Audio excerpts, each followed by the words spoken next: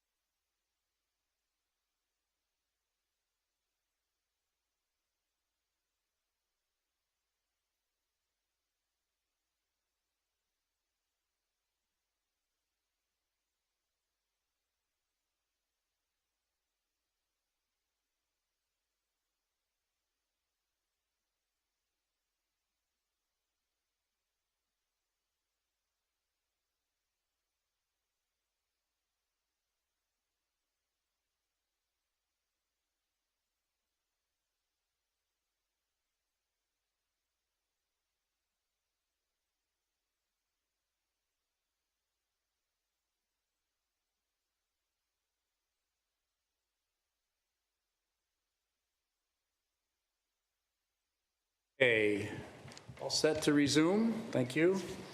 So thank you for that, folks. We are back now for the public portion of the meeting, and we'll begin this portion of the meeting with the Pledge of Allegiance, please. I pledge allegiance to the flag Of the United States of America, and to the republic for which it stands, one nation, under God, indivisible, with liberty and justice for all. Thank you.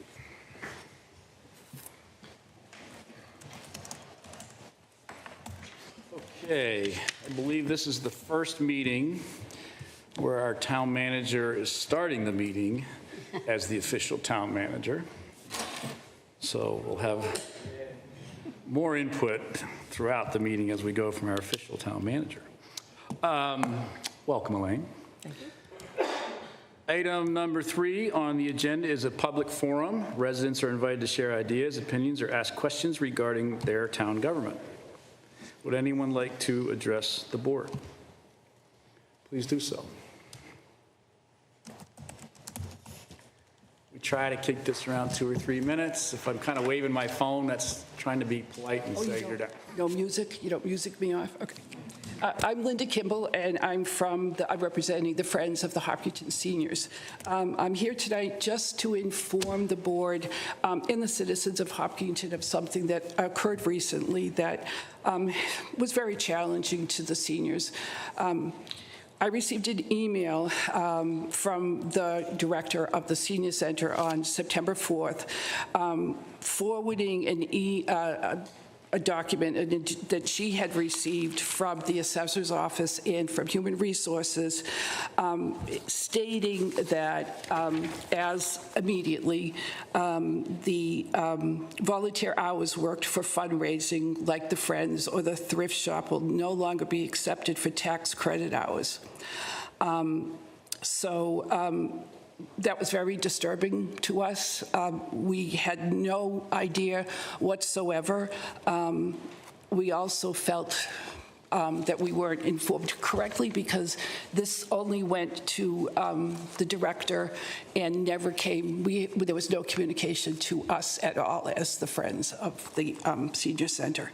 So I immediately emailed back, said that this was totally unacceptable, and I asked for a meeting with Human Resources and the assessor's office and Elaine. I asked them. 5 days later, I heard back. They said that we could come to a meeting with them the next day, so we had 24 hours to get together. It was a great meeting. We did meet. I did manage to get around 20 seniors come to the center. I think we never really established a number, but it impacts about 15 people or something like that. The second phone call I made after I emailed for the meeting, I did call Gail Tonelli, who is she's a volunteer that has run the thrift shop for decades, because those are who are impacted, most of those women who are between 70 and 80 years old. And it was devastating.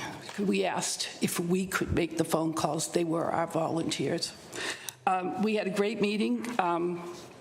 The following week with everyone, they were some of the things that was Renee, the assistant assessor, was there. She had no idea what the impact that the Friends do to keep the senior center running, that we've been doing for decades, the amount of money that we raise and only affects the seniors of Hopkinton. I have also received 2 phone calls, one yesterday, one from today from John Neese. We had also called Karen Spilker's office, talked to some finance people there. They said they didn't think the law would cover that, but it's very vague. The law, it just really does say that the employees could not work if they worked at, the volunteers at a regional school district or a nonprofit. And John did call Mr. Neese did call the Massachusetts municipalities, but he said that he didn't really have a background. He did not know who we were and what we did. And once he learned a few more things, he would like to go back. So he did call me this afternoon, and I am going to meet here with him tomorrow. We're going to try to get into I guess it's you call in, ask for a time, and then we might be able to talk to the director of the Massachusetts finance director. And, we want some answers of, are there exceptions in other towns? Can we, these are some of the suggestions that John said, would it be something that the selectmen could exempt or something like that? Those are questions we're going to ask tomorrow. That's just quickly, but we were upset about the fact that there was no communication. The timeline was immediate. It really affected mentally and financially people of our community. They're scared as it is, as we see in the newspaper in your meetings, that the next 10 years are going to be bad. They're trying to, all they could do, and now, it's gone. I know that they're trying to find some positions for them, but it's a very unique group of people that are very limited in what they can do. Great. Thank you, Linda, for bringing that up. Thank you for listening. We'll talk about it in future agenda items later on in the meeting. We can't get into it tonight, but I'm sure we'll get back to it at some point very soon. Thank you. Anyone else would like to join public forum? Hi, Kelly. Hello. Hi. Hello. My name is Kelly Grill. I am the Executive Director of the Hopkinton Center for the Arts. Scott Richardson is a board member at the HCA as well. I am a graduate of Hopkinton High School, including in the school system, including Center School. And I'm here to speak about the agenda item tonight around what to do with the Center School property. I have been working with Dan McIntyre for the past several months on a partnership ideas between the town entities and the Art Center that could meet the needs of both the town and nonprofits in the town. I completely understand the funding concern and the challenging position that the Select Board is in regarding capital projects and the tax burden to the town, and I'm here to urge you not to close the door to the idea of the town partnering with the HCA and perhaps other nonprofit groups to renovate Center School into an arts and community gathering space. And in our effort to support this idea, we have been reaching out to several funding partners over the last few months and found a great deal of support and resources. These funding sources include Mass Cultural Council, the Office of Travel and Tourism, Metro West Visitors Bureau, Mass Creative, CPC, state and federal earmarks like the Creative Space Preservation Act, and individual donors and foundations who understand the economic and transformative impact that the arts can have on a community. We need the town's support to pursue these options further and time to secure both pricing and funding. And Dan McIntyre's research shows over the past year that the space needs for several town departments and the residents' desire to both preserve the building and provide community space. And as you are aware, in the past, the town worked with a group of dedicated citizens to renovate the Terry Barn and Farmhouse into an art center that would benefit the needs of the town. And through that collaboration, the HCA now sees 30,000 visitors who come through our doors each year to take a class, see an art exhibit, a performance. And the National Endowment of the Arts data shows visitors on average spend an additional $34 per visit in the community on top of what they spend at the Art Center in places like restaurants and gas stations and retail stores. So this equates to an additional $1 million in revenue that is coming into the Hopkinton from HCA visitors. This number will more than double when the International Marathon Center opens. A community space steps from the start of the Boston Marathon is an incredible opportunity to promote Hopkinton to visitors year-round and to increase sales tax revenue to support Hopkinton and offset that tax burden. So I truly believe that building an art community space in the center of town is a once-in-a-generation opportunity, just like the library and the HCA were. And again, I understand the challenges that the Select Board faces. I simply ask that you don't allow the recent capital investments and current financial state to prevent us from missing out on a transformative opportunity for our town. I just want to reiterate what Kelly's saying, and I like to think of us as partners in arts crime. So again, we are on board with trying to see how we can make this work for the town and for the town center, and to preserve really what is a notable historic building in the center. Great. Thank you very much. It is on the agenda for tonight. What else?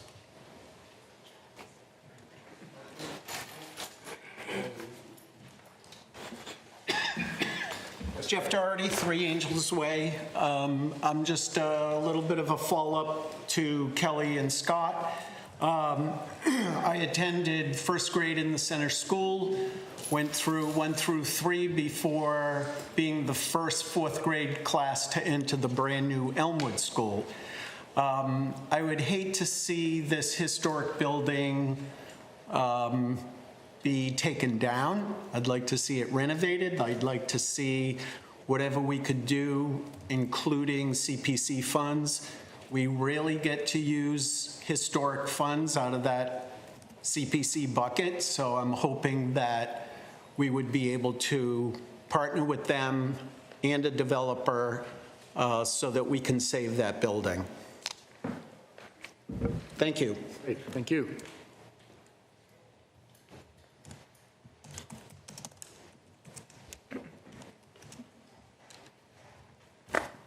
Hi, Amy Groves, 2 College Street. Just wanted to speak as a citizen, sort of impromptu, in support of Kelly Grill's proposal for several reasons. And one is that we're working on establishing a cultural district where people would walk around downtown, go from place to place, and it would help to bring people into town, which, you know, brings some business into town. It's pretty close to what we think will be the International, Museum, the Marathon Museum, so it can have a good synchronicity there. The other thing is that we always talk about having a place for kids to go after school. This could be a good place for them to go. And because the parcel is so large, this would still leave plenty of room for a trail back there. And in fact, and this is just me talking, but if we needed to, for financial reasons, put in some housing back in the back, those people would be probably paying a little bit more money for that property if there's a trail right there. You know, they'll be right near Main Street. It'll be a much more desirable property if we have that and if they're near to an arts center. So, Thank you. Thank Anybody else?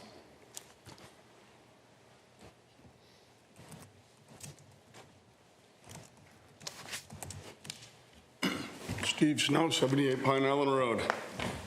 Through the chair. So Brian, at the last meeting, I mentioned the FOIA that I had requested that had been failed to be represented. They sent it, but yet the FOIA comes through with my questions entirely blacked out. And can we get the cameraman to get a shot of this? Not? No? In any case, it's not acceptable that the FOIA rules are specific. In other words, everything is public information unless there's a specific thing, and all of this is blanked out. It's absolutely wrong. And it's super simple question. Criminal complaint was filed January 30th. It's a long friggin' time ago. Still, there's never been an answer to where it went. Did the police handle it properly? Did Joe Bennett throw it in the trash? There's nothing. It doesn't exist. Mariel Kramer asked the question, that's here. Joe Bennett answered the question, it's all blanked out. So I still have not been answered my question. So I have all this FOIA. That's the FOIA request with all the info in the back, and that's the screenshot of. This is what you got in response. That's the response. Okay. Thank you. Thank you.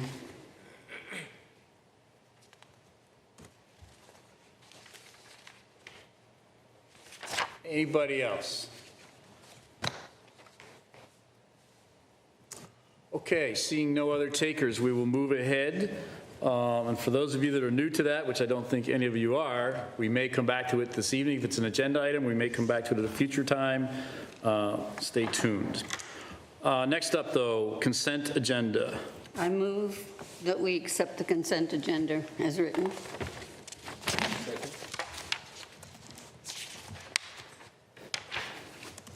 Any discussion on the consent agenda? Anything, want to break anything out? I'm trying to find it right now. I got too many papers in front of me. Hang on a second. Just the minutes, yeah, okay, got it. Everybody good? Good.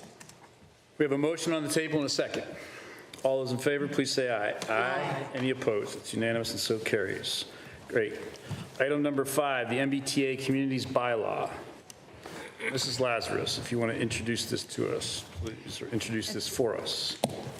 John Gelsich, Principal Planner, is here to talk about the process that the Planning Board and the Zoning Advisory Committee are going through and have gone through to bring the MBTA Communities Bylaw back to a special town meeting this fall. Okay. To what depth do we plan on going into this evening, or is this just an update as to where we are? Are we going to get into the weeds about what we support and don't support, or Just an update just an update? on the process. Right, because we could be here for hours if we were going to get into the weeds, right? So is everybody okay with that? We're getting an update here, Yeah. okay? John, please. Good evening. I didn't bring any maps or anything, so I can make it nice and short. Zach had a meeting last night where they recommended 3 different proposals to the planning board, for the planning board to decide on. One of them is the original proposal from the annual town meeting. Another one includes Indian Brook condominiums and an expanded downtown subdistrict. And then the third one includes the same expanded downtown subdistrict, Walcott Valley condominiums, and then the Carbonis property and the 2 adjacent residential properties to that property. So there would be 3 subdistricts in that one. So that's going to go to the planning board, probably not on Monday, but likely at the next meeting on October 7th. So they're presenting 3 options. Correct. Are they making a recommendation on any of those 3? Is Zach making a recommendation? So they've ranked them. They prefer the one that went to town meeting in May as the top choice. The second choice was the Walcott Valley downtown subdistrict, and then the third choice would be the Indian Brook condos. Okay. But that's up to the planning board to decide which one or multiple they want to move forward. Spoke to town council today about that, and there is a possibility of moving 2 forward to town meeting to have town meeting choose between the 2. Okay. Anything else from your vantage point? Not at this moment, no. Mrs. Ritterbusch, questions, comments? Yeah, I had a couple thoughts. I do want to stress that I hope the select board agrees that it is important that we pass something that complies with the law, even though I think we all feel that we as Hopkinton have built a lot of housing in the last 10, 15 years, and we've kind of done our share for the state, but this is still the law that we have to comply with. So I'm glad that they have some plans that probably wouldn't get built right away, and that we'd have, some years to absorb the current students we have before these new things might get built. So I just hope that we can kind of get behind whatever ends up being the final plan. And I did wonder if, I know it wouldn't necessarily have any effect, if we should write a letter to the state expressing that we were one of the fastest growing towns for the last 10 to 15 years, and we really have built over 1,000 housing units compared to many towns have not. And that, that's hard on us that we already did our share for the time being. Okay. Mr. Clark. I think this is a tough one. I think while it's important to adhere to the law, which I felt like if you go back to the town meeting, that proposed plan was not just to the letter of the law, but also the spirit of the law, and the town voted it down. Like, that means something. I've heard a lot of talk around, the number of votes it passed by. To me, that's irrelevant. The town sent a message by voting against it. So I hope that we see something that reflects the town's desire for this and what's really in the best interest of the town and what can we support from an infrastructure standpoint moving forward. So it'll be interesting to see these multiple options and how the planning board decides to move forward.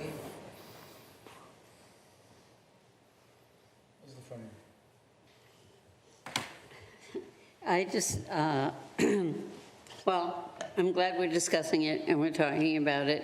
And I know that the town did vote it down, but I'm hearing that the state is going to push even harder. So I hate to be looking at a lawsuit, but I really think that there are other communities leaning that way, and we ought to look into joining them.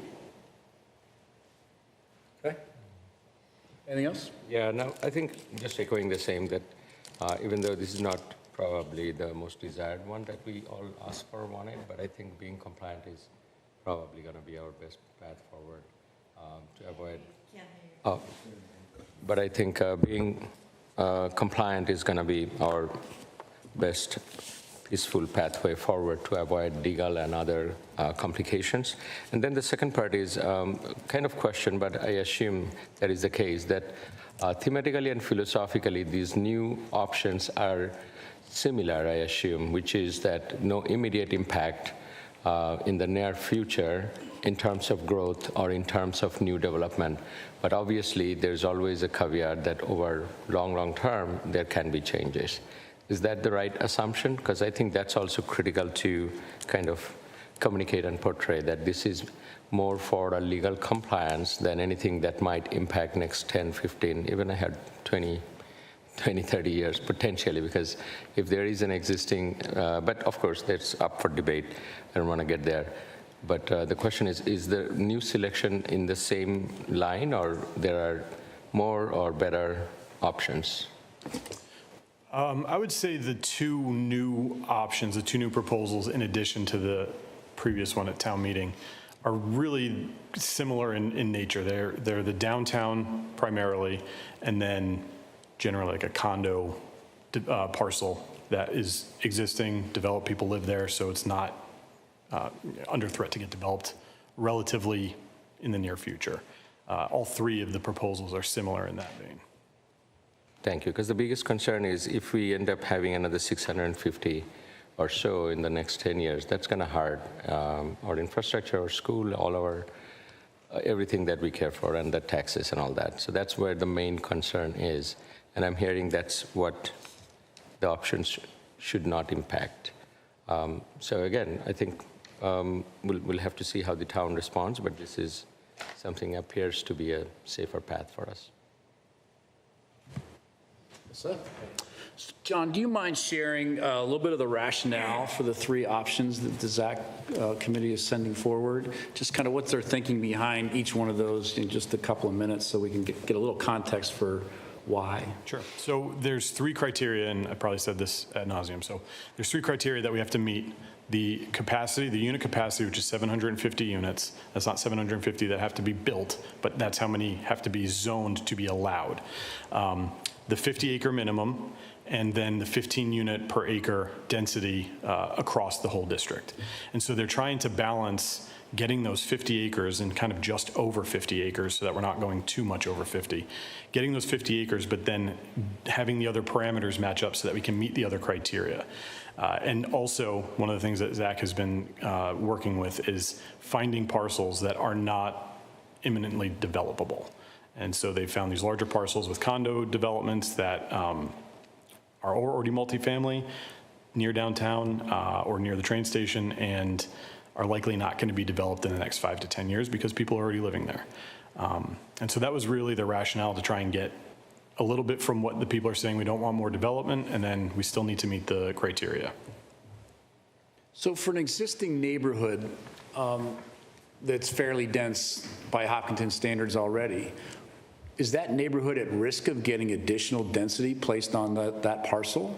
Or is that density already count towards the numbers? So we're just putting it in the mix to For like the condo units? like for Indian Brook, for example, yeah. So, or across from Carboni's there, like, if there's already condos in place, do we have to add more, or No.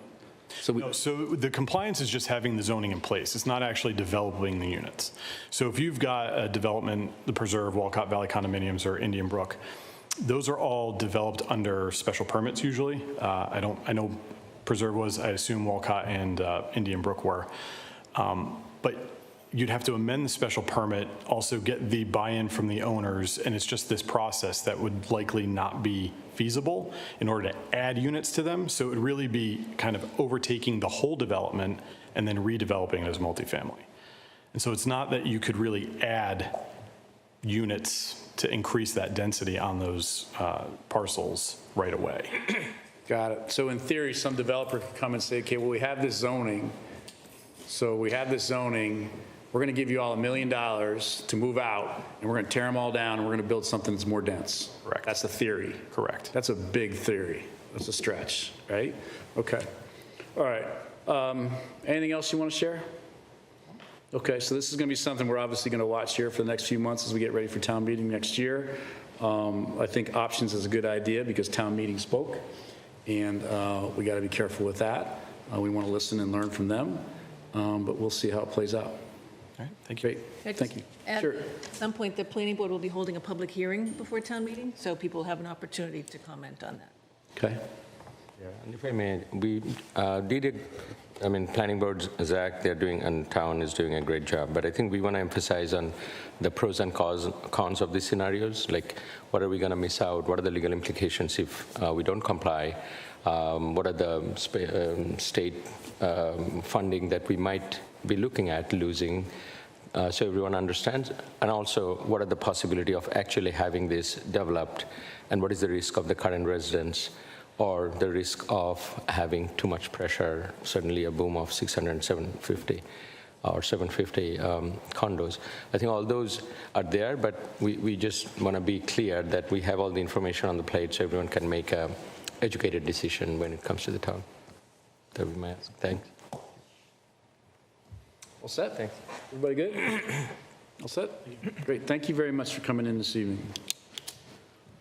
Okay, item number 6 on the agenda at 6:35, we seem to be about there, so I don't think we're jumping ahead, is means-tested senior tax exemption. Elaine, do you want to introduce the topic for us, please?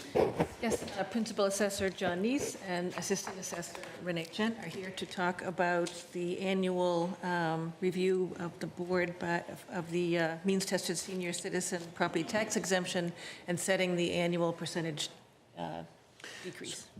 So thank you. As part of this discussion, sorry, John, as part of this discussion, could we take up the discussion around the tax credit hours that was raised earlier this evening as part of this agenda? Would that be within the topic? I don't know that they're related. Okay. All right, fair enough. Okay. Go ahead. All right, so thank you. Renee is going to take the first part of the presentation on the means-tested exemption. Great. Hi, thank you, Board. I'm Renee Chen, Deputy Assessor, here to talk about the means-tested senior tax exemption. So for fiscal '25, we've received 30 applications from residents. And tonight, we are looking for your authority to implement a tax credit of within 50 to 200% of the state circuit breaker tax credit. So to give you a little background, last year, the tax credit was $1,200 for the circuit breaker. The Select Board voted 200%, bringing that to $2,400. We had 16 approved applicants. The program cost was just over $36,500 to Hopkinton and had a 1 cent impact on our tax rate. What is of note this year is that in October of 2023, Governor Healy signed into legislation and doubled the senior circuit tax credit from $1,200 to $2,400, which is indexed to inflation. So this year, on the 2023 income tax return, folks saw a maximum available circuit breaker tax credit of $2,590. So getting back to, I said there were 30 applicants. The Board of Assessors will be meeting next week to review and approve of those applications, but in my review and look at the requirements, I'm anticipating that 26 of those 30 applications will be approved. So now the Select Board, like I said, can vote between 50 and 200% of the circuit breaker tax credit. So if a vote of 50%, the exemption amount would be $1,295. A vote of 100%, the exemption amount would be $2,590, which would be an amount similar to the exemption adopted last year. And a percentage figure of 200%, the exemption amount would be $5,180. If funded at the 100% rate, the tax rate impact will be within 1 to 2 cents on the fiscal year 2025 tax rate. If funded at the 200% rate, it will impact 2 to 4 cents of the fiscal year 2025 tax rate. Great. Thank you for that presentation. How can we get more applications? How can we help more people? So we actually did have an increase. So last year, we had 22 people apply, and 16 were approved. We did put out a press release this year. We also sent out an email blast and put it on our website. And so we did get 30. And as I said, I'm expecting 26 out of 30 most likely will be approved by the board based on the requirements. So we are up from 16 to hopefully 26. We don't know the rest of that answer. We have done a press release. We have been to the senior center to explain the program. It is included in our notebook of all the exemptions that are available to residents. So, you know, we've talked about it when we've been on the senior center elder law program before. So we've tried various ways to make sure that people are aware of it. Is it your understanding or your thinking that there probably are more folks that would qualify if they were to apply? Well, so first of all, they would have to meet the circuit breaker, which would be if your income and if you've paid more than 10% of your income in real estate taxes, and if you pay water and sewer, you're allowed to add half of water and sewer. So they would have to meet that qualification. And then here in Hopkinton, they would also have to have lived here consecutively for 10 years. And we have an asset maximum. We do look at assets for the purpose of the exemption of $250,000. So, you know, there's always people kind of coming onto the program, coming off of the program if they sell their house. You know, we have had folks, what I say seesaw on the program, so they qualify 1 year and they don't qualify the next, because then it brings their taxes down to where they aren't within that, you know, paying 10% or more. So there are folks that do seesaw. And one other issue is you are required to file a state tax return in order to be eligible for the circuit breaker. And, you know, some people don't file a tax return if they don't need to or don't pay any taxes. So. Yeah. Okay, thank you. Mrs. Ritterbusch. Thank you. I think just in general, I would support doing the maximum of 200%, that this is really a small amount for the rest of us to pay to help people who are really on a fixed income there. So I appreciate the explanation, and I appreciate that the governor raised the limit. Yeah, nothing else to really add. I support it, kind of like Amy said. Thank you for giving the nice overview.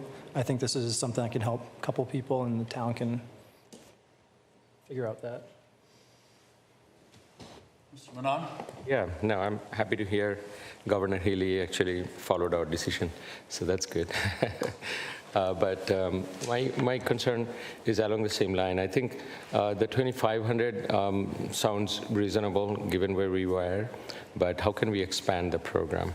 And I was wondering if our senior center can offer the tax filing help in some ways as a guidance, so there can be more qualified applicants. I mean, that's an added thought just for the senior center. I don't know how much you are involved in that. That's one. And second is, I think, you know, we will look for opportunities to increase, but we just increased last year. Now I would focus more on how we can expand it. This is a legal requirement, right? There's nothing from a town perspective we could do to work on the threshold or anything to expand the program. Is that correct assumption, or you think there might be some ways to do that? State law. Yeah, so I think that, you know, we have to work within the framework of, you know, the Chapter 234 Acts of 2018. and we have to work within the framework of the circuit breaker. But I'm certainly, willing to reach out to the senior center and see if we can do a little bit more to reach folks who may not know about the program. Perhaps next year in the summertime, we could do a presentation to the seniors at the senior center. Thank you, yeah, that would be great. And I can only imagine the seesaw effect can be really, really adversely impacting many, so as much as we can help. But thank you for all you do. No, Thanks. Front here. I have my taxes done every year at the senior center, and they're very good. And I would vote the maximum for this. I have a question, though. Now, we're adding to the tax rate, so this money would not come out of the overlay? That's correct. So this program is funded all within the residential class. Okay, So all we residential. are a single tax rate community, but there is a penny, well, in fiscal '24, a penny difference between our residential and our commercial, industrial, and personal property. So again, it would be funded, whether, it's 1 or 2 cents or 3 or 4 cents, it would be funded within the residential class. On the rate, not the actual tax amount, correct? Like 3 cents is on the rate, not on the annual bill. Right, on the tax rate for the residential class of taxpayers. So it has to stay within the residential class, so some people that, qualify for the program will actually be paying less, and the rest of the folks in the residential class will be paying more. So it doesn't change the total that we are collecting in the residential class, but it does split it up. Right. Okay, thank you. Well, if we do the 200% and it's $5,000, that's going to get some more attention perhaps. Yeah. Maybe that'll help with the participation. I think that residents of Hopkinton in general would love to help those that they can through this program. So we would encourage people to get out and give it a go, right? What's the worst that can be said? No, but you could try and see what happens. So with that, anything else you folks want to share with us? I know we have a motion we're going to have to look at here. No. Good? Elaine, you good? Okay. Do you have a recommendation for us on this, Elaine? I recommend the 200%. 200%, okay. Would anyone like to make a motion? I move that the Select Board adopt the means-tested senior tax exemption at 200% of the calendar year 223 circuit breaker income tax credit for fiscal year Second? 2025. We have a motion at the table and a second. Any further discussion? All those in favor, please say aye. Aye. Any opposed? It's unanimous and so carries. Thank you very much for coming in this evening. And Now, We have more. just before we leave that issue, this is entirely a decision by the Select Board. That does not have to go to town meeting, but we will be going to town meeting with a warrant article to extend the circuit breaker. In the home rule petition, it has to be extended every 3 years by town meeting. Second item is just informational only, so that we don't take any of your time, but we also provided you with a memo on the HERO Act and some additional clauses that are available to the town. That does have to go to town meeting for a vote, so we just wanted to outline this information for you, and then we will prepare a warrant article for town meeting on this as well. okay. I just want to say, and these changes are funded by the overlay account. Yes. Yes, because it would increase the veterans exemptions that are currently given. Considering we have been putting aside money every year for the LNG plant in the overlay account, that we could put in less and fund this without any problem. Correct. Okay. Yep. Yep. That's it. Great. Thank you very much. Thank you. Okay, next up this evening, Health Services Department Strategic Plan. Elaine. So the Health Department, Board of Health, has worked with a consultant to review their operations and their aspirations and the needs of the community, and have prepared a strategic plan to present the results of that to the board. We're going to get the abbreviated version of the strategic plan. Have you seen it? Oh, yeah. I'm following Here's the packet right here. Right here, yeah. I'm following the headstone method. The Ted Stone method, you got 30 seconds. Yeah, I have 30 seconds. Simone will have about 5 minutes. Welcome. Well, thank you for having us. So you have been provided a packet, and actually, instead of talking too much, we are providing additional information. So this materials that came in today. Our seniors who are feeling Thank you. the impact, and especially because we've had to reduce the services we provide to the community. So getting into the plan, and I just wanted to thank you for having us. So we present our strategic plan at a time when local health in the Commonwealth is changing dramatically. Working with the CDC, the Department of Health and Human Services, and the FDA, the Mass Department of Public Health has been charged with revamping local public health so that the services are delivered equitably across the Commonwealth. In addition to our existing workload, local health has been instructed to develop and implement programming in the following foundational areas. We're to enhance our communicable disease work. We're to provide chronic disease and injury prevention work, provide environmental public health services, add maternal, child, and family health services, and provide access to and linkage with clinical care. All of this is, an unfunded mandate from the state to us. So to get there, the Mass Department of Public Health is developing a tracking, training, and reporting system similar to what DESE has developed for the schools in the past. So tonight, you can review all of the information you could ever dream of for the school department and the school district. Within a short period of time, you'll be able to do the same with local health departments.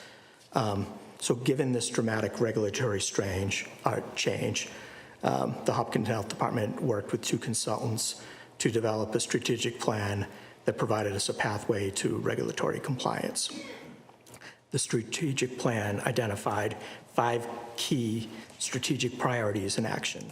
The first priority was to expand public health nursing team to meet the Mass Department of Public Health foundational public health services requirements.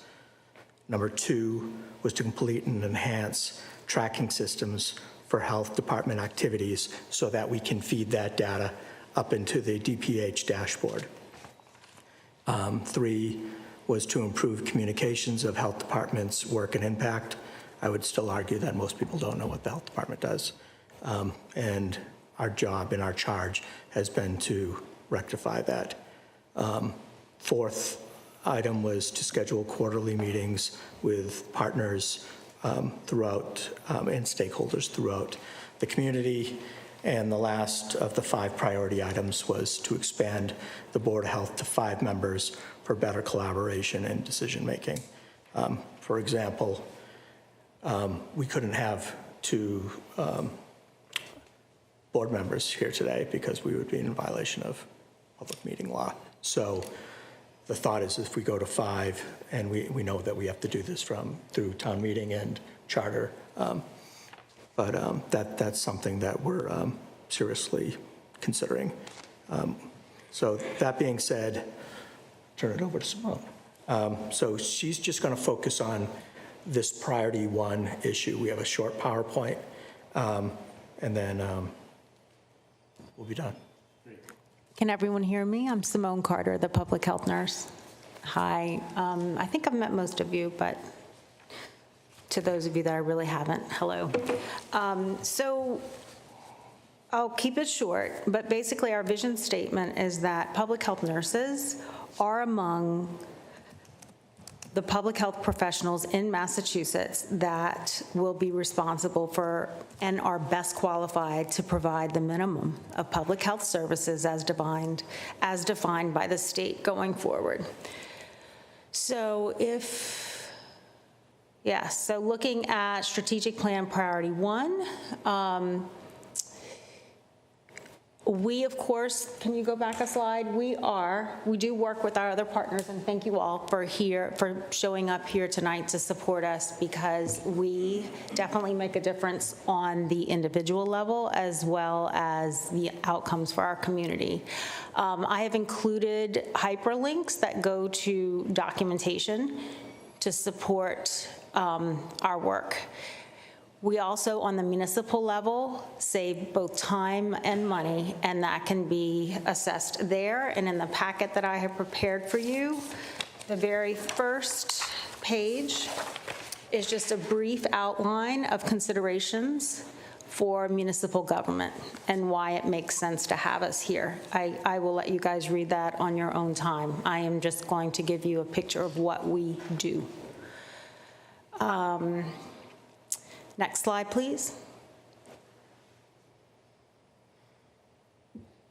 So the pandemic really put a spotlight on the inequities of all the healthcare services across the board, from public to private. And these inequities, in plain speak, are based on age, race, income, housing, zip code, and ethnicity.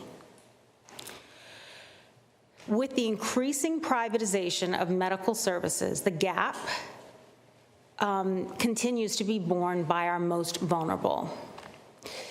The services and the requirements coming down from the state actually originate with the CDC and the feds. We have to meet the regulations set out by the feds for DPH to maintain its funding. These new requirements are purposes-driven, and they are defined, as Sean alluded to, by the 5 foundational public health services. It's outlined in our strategic plan. Next slide. So, to give you an idea, I wanted to paint a picture of what exactly we lost in September of 2024. This is a snapshot of what per diem nursing services were providing.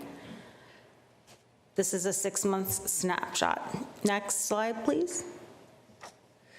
So you can see here where our time went.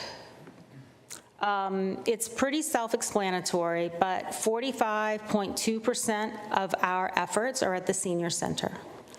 0.7% of our efforts were with the homebound residents. Again, in most cases, those are seniors. Health promotion and risk prevention, that crosses all sectors for sure, but it also, part of that is our seniors. Community outreach is 19%, and then disease follow-up, which is what we all that are sitting here probably remember public health, which was a lot of, contact tracing. That is actually a very small fraction of the work that we do. Next slide. Or a third of the work we do, rather. So here is a snapshot of the vaccinations, which is only a small part of what we do, but here's the vaccinations delivered between 2/15/2023 through 2/15/2024. We delivered 663 vaccinations, of which 317 went to folks ages 65 plus. To date, from 2/15 until today, we have given a total of 28 vaccinations, 26 of those which go to ages for 65 plus. So you can see we are concentrating with our decreased level of services on our most vulnerable.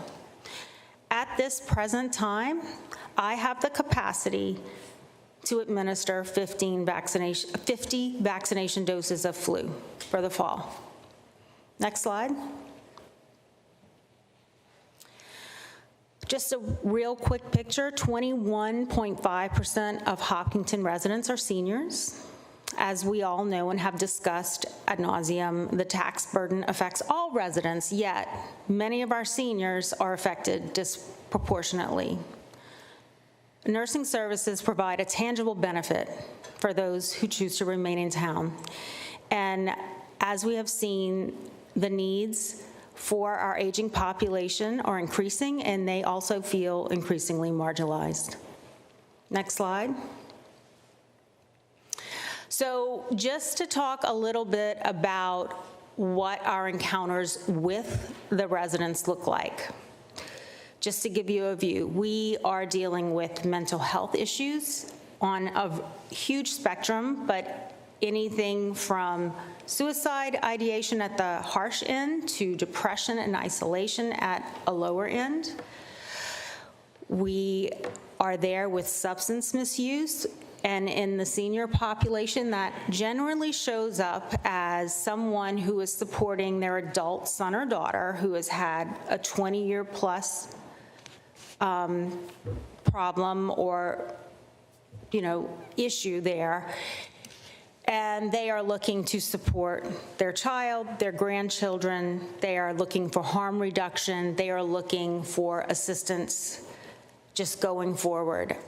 We do a lot of elders at risk. So that is mandated filing, which is anyone who's in unsafe housing.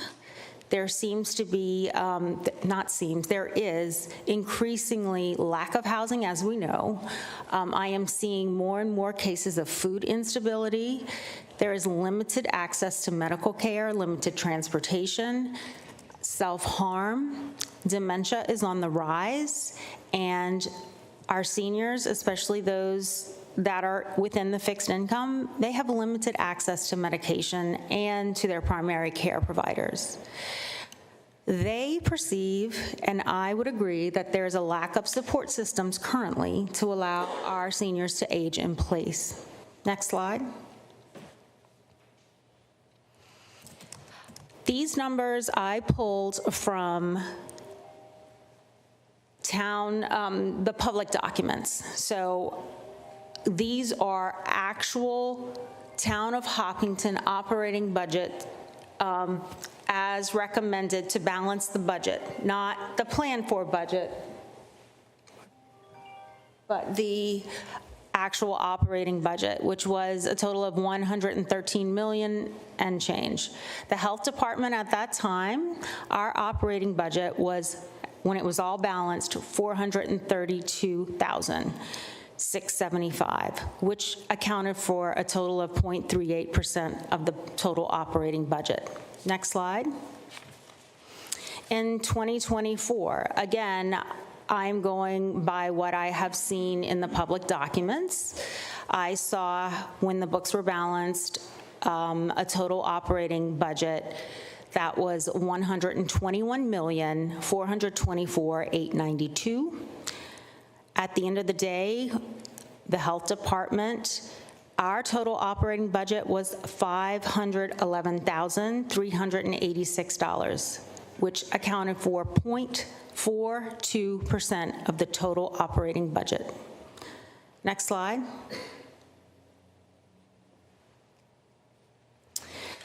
Fiscal year 2025, I am not privy to those exact numbers at this time, planning versus what will be balanced at the end, but I am going to take an educated guess and go with about the same number of $122 million when it's all said and done.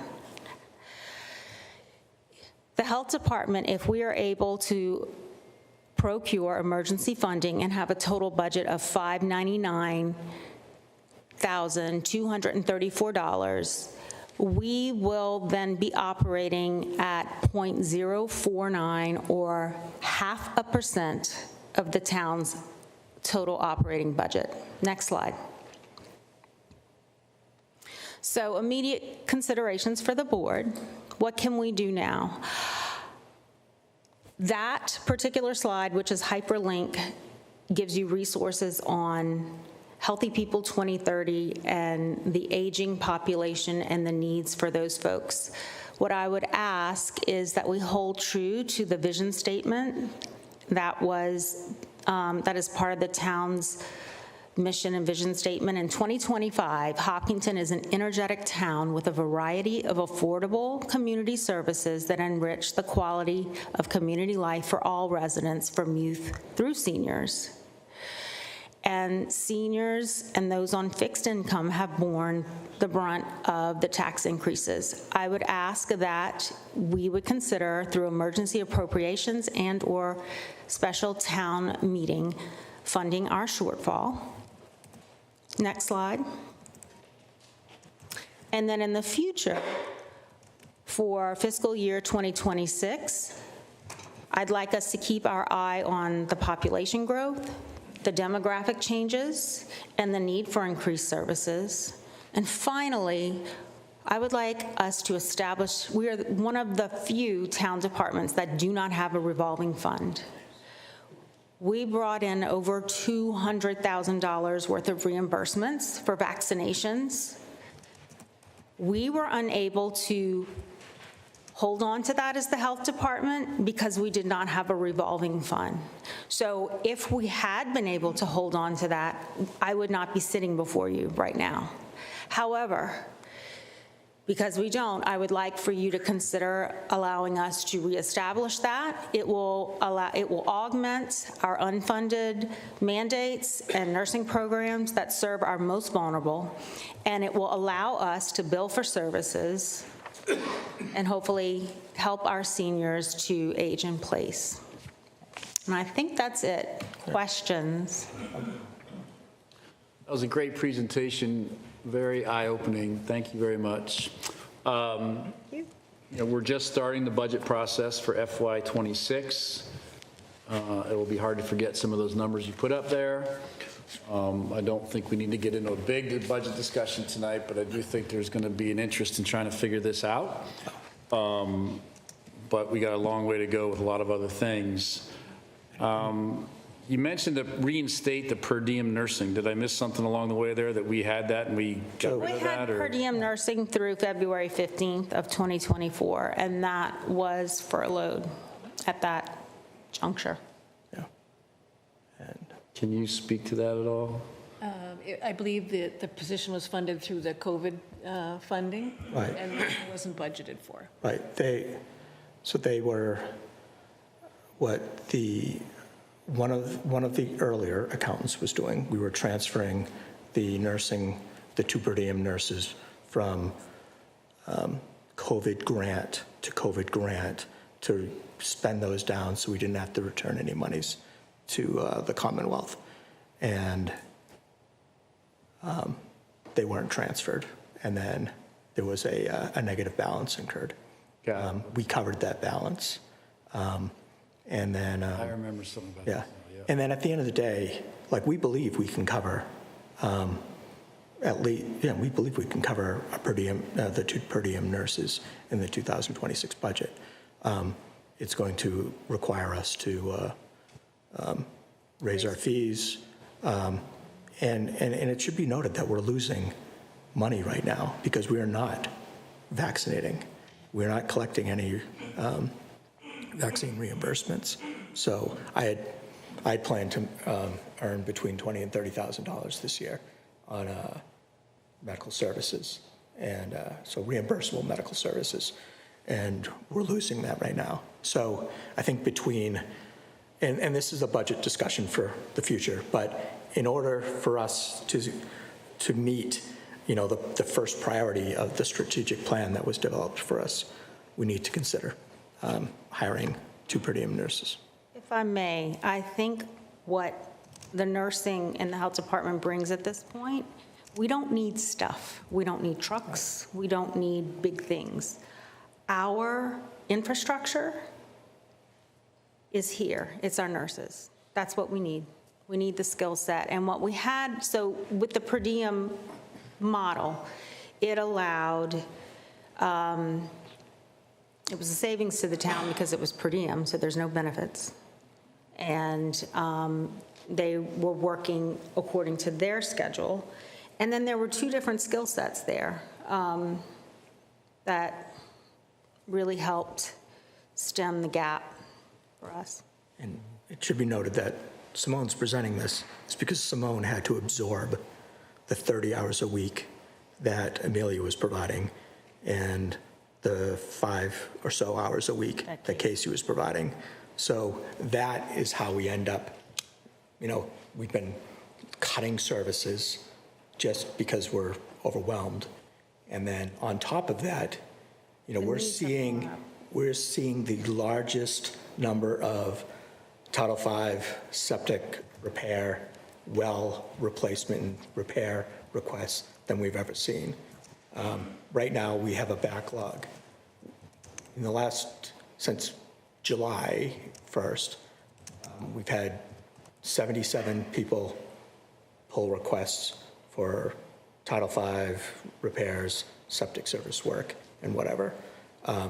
We've been speaking with our vendors, and they have a 2 to 3 month backlog because people are actively trying to sell their homes.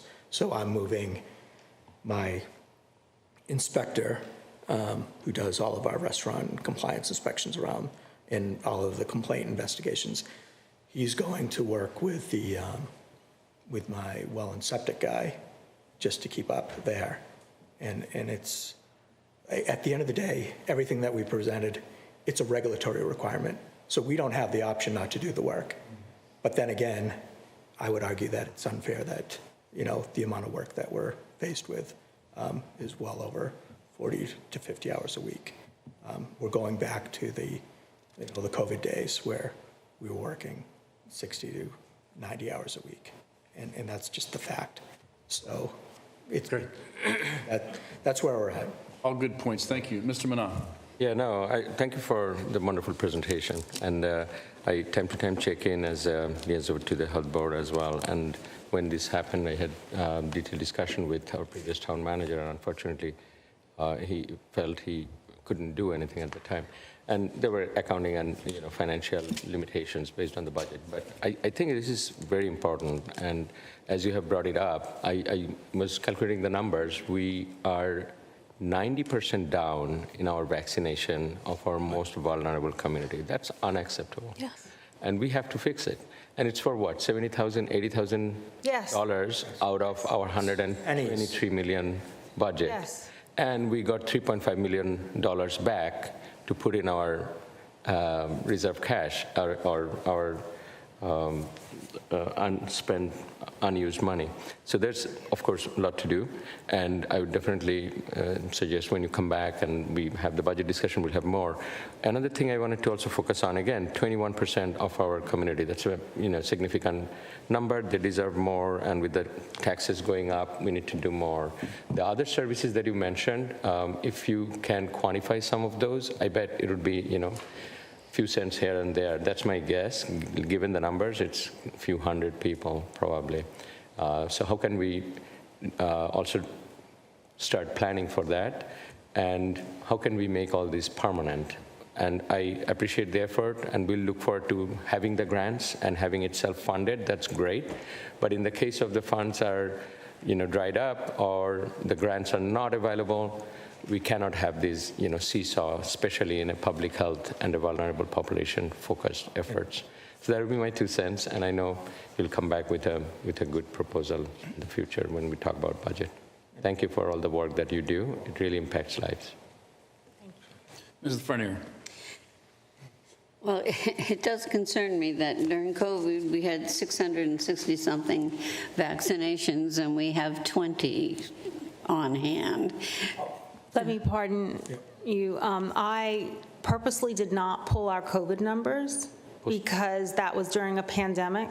I only pulled the numbers once the state of emergency was ended. So we were directed by the state, once they saw what a mess we were all in when COVID hit, to use the CARES Act and ARPA funds to keep our staffing levels up, with the mindset that the CDC will demand changes across the board. We're the only state in the country that doesn't have regionalized health care.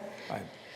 home rule, and that's where we're going. But in the meantime, and we did better than most states during the pandemic, but what it did do was shine a light on the fact that if you lived in Hopkinton, you got a vaccine and you had access to testing and support.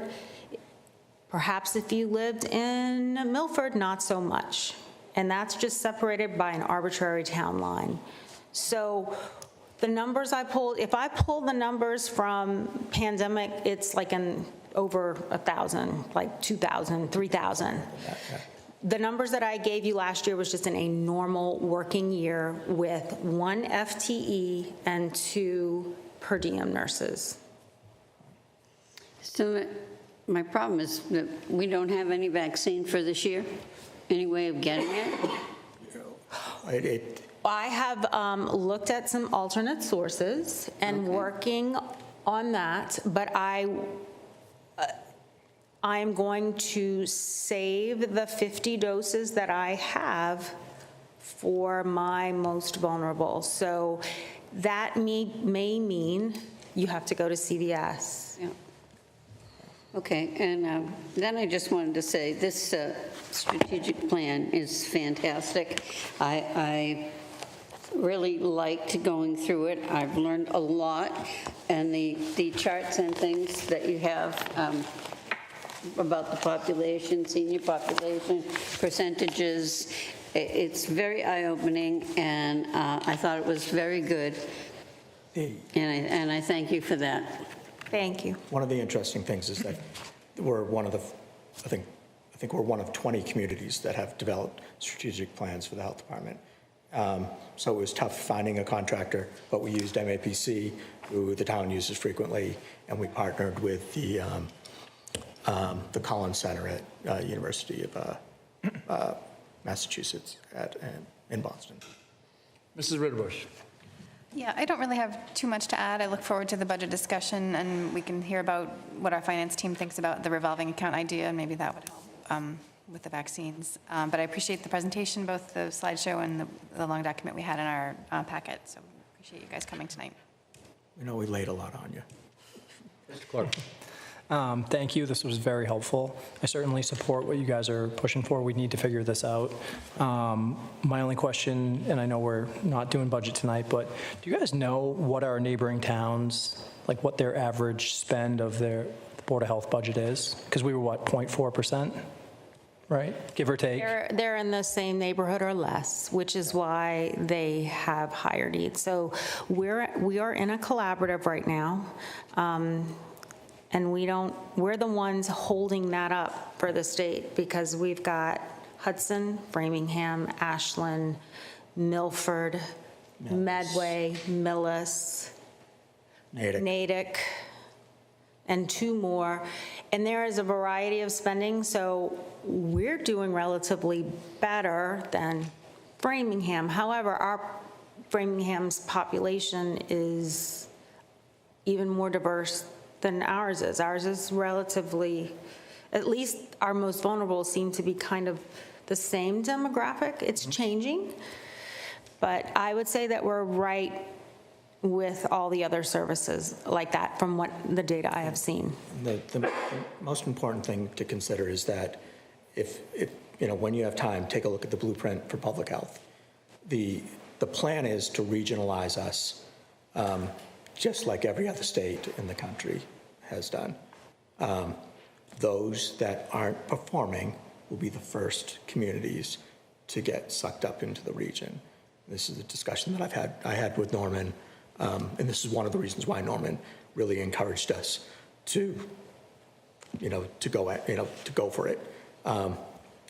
Those that are highest performing, and we are regarded as one of the smallest high-performing towns in the Commonwealth.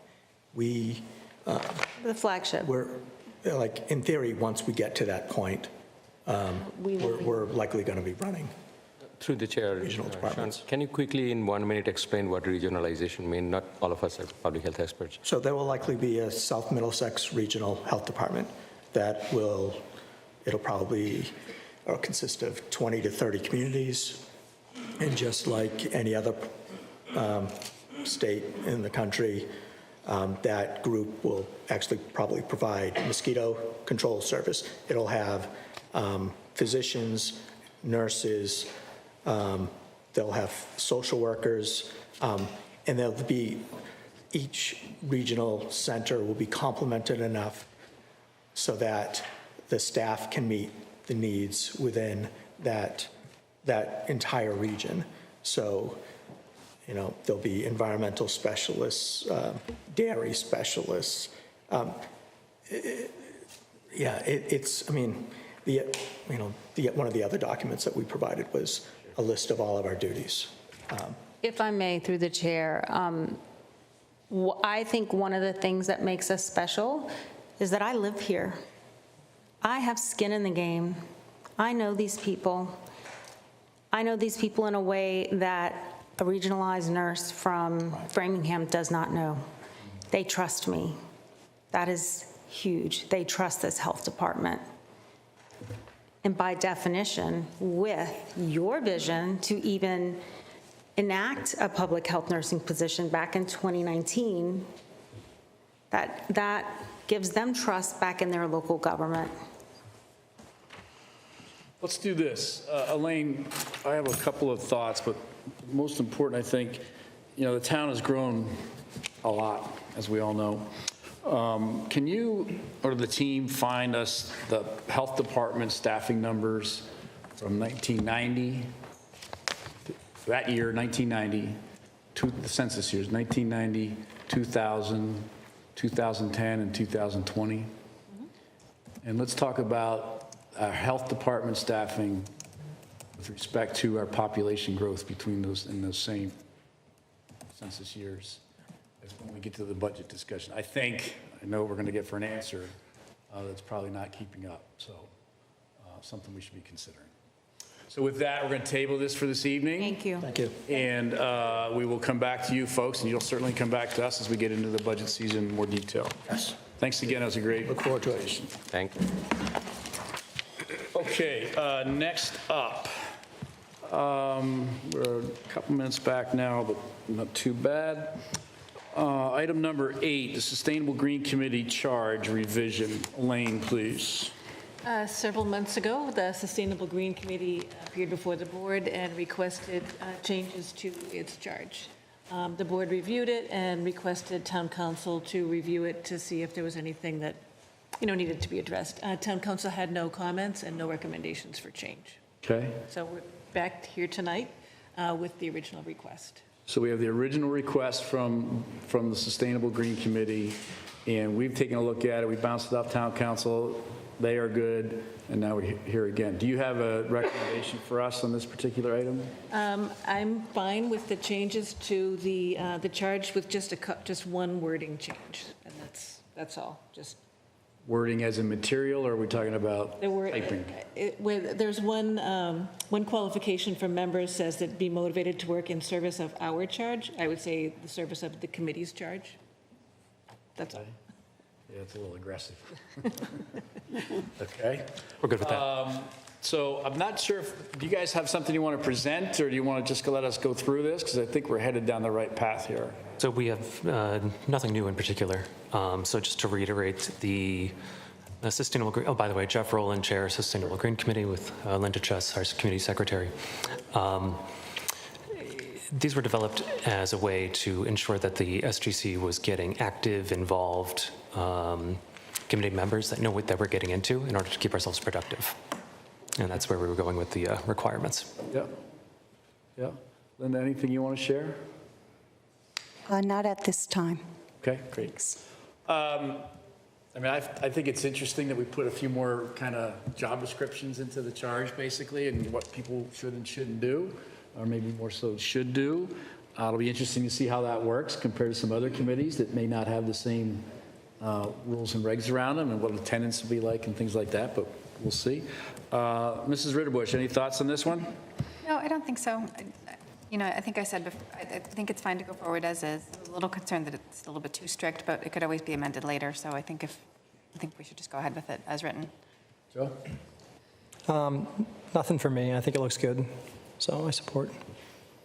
No, I read it and I Seems pretty basic changes to me. Yeah, nothing from me either. I just want to thank Jeff, Linda, and the committee. You're doing a great job and making a difference in our town and really made a lot of progress. So keep up the good work, and hopefully these changes helps you move forward further. And I think this is good change. Thank you. If we were to vote the changes tonight, would that be what you're looking for at this time? Yes. Okay. Committee? Okay. I move- And I'm sorry, go ahead, Mary Jo.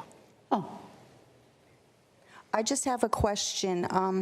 The process of how this would work is right now, even though the charge is updated, anyone applying is probably never going to see the charge.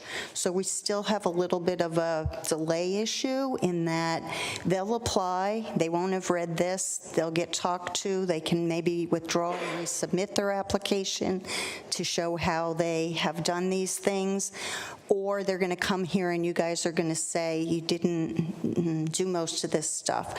So one question is, we would be interested in talking with someone from the town about adding or changing a current question on the application form that would apply to all committees and just say, read the charge, look at the composition, and address that in your application. And that way, people would at least be looking at it before they applied, and we could save months for each applicant and ensure a better fit from the start that way. So if we wanted to do that, who would we talk to about I'll it? let the town manager address that question for you. Yeah, I think we can work with IT on that, but even adding that one question won't cover everything that's in here, so we will have to reach out to applicants and perhaps follow up with them before they come to a meeting to make sure that they've checked off some boxes that we send them. Absolutely, and Vasuda and I have talked about how that would work for the SGC. So we would just talk to IT about a wording change on the form, the application form?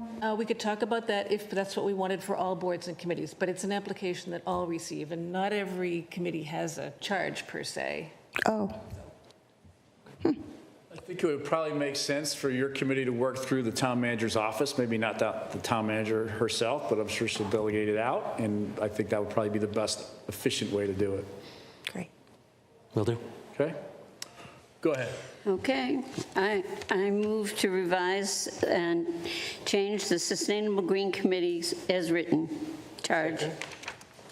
We have a motion on the table and a second to revise the Sustainable Green Committee to the new charge as written.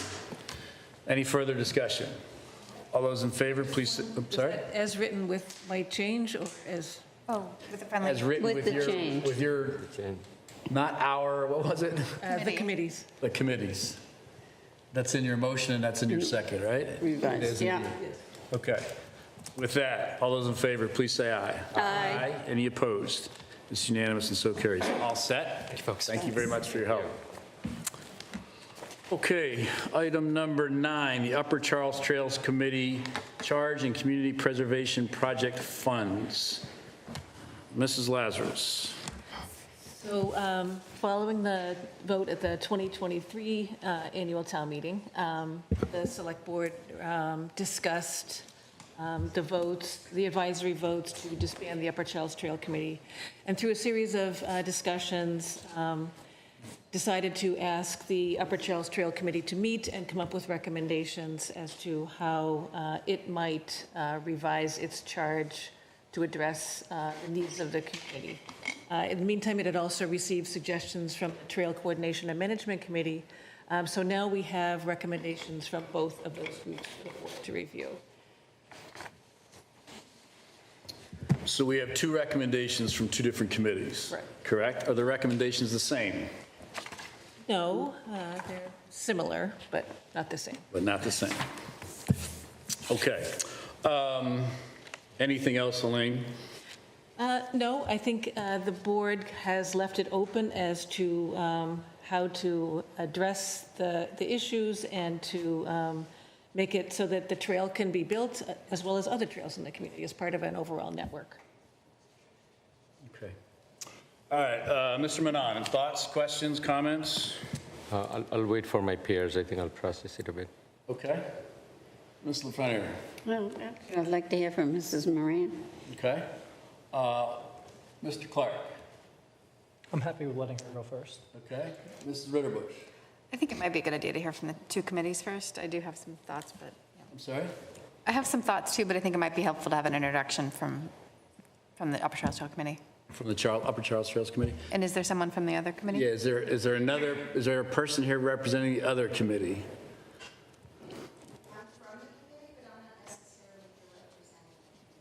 Fair enough. Thank you, Linda.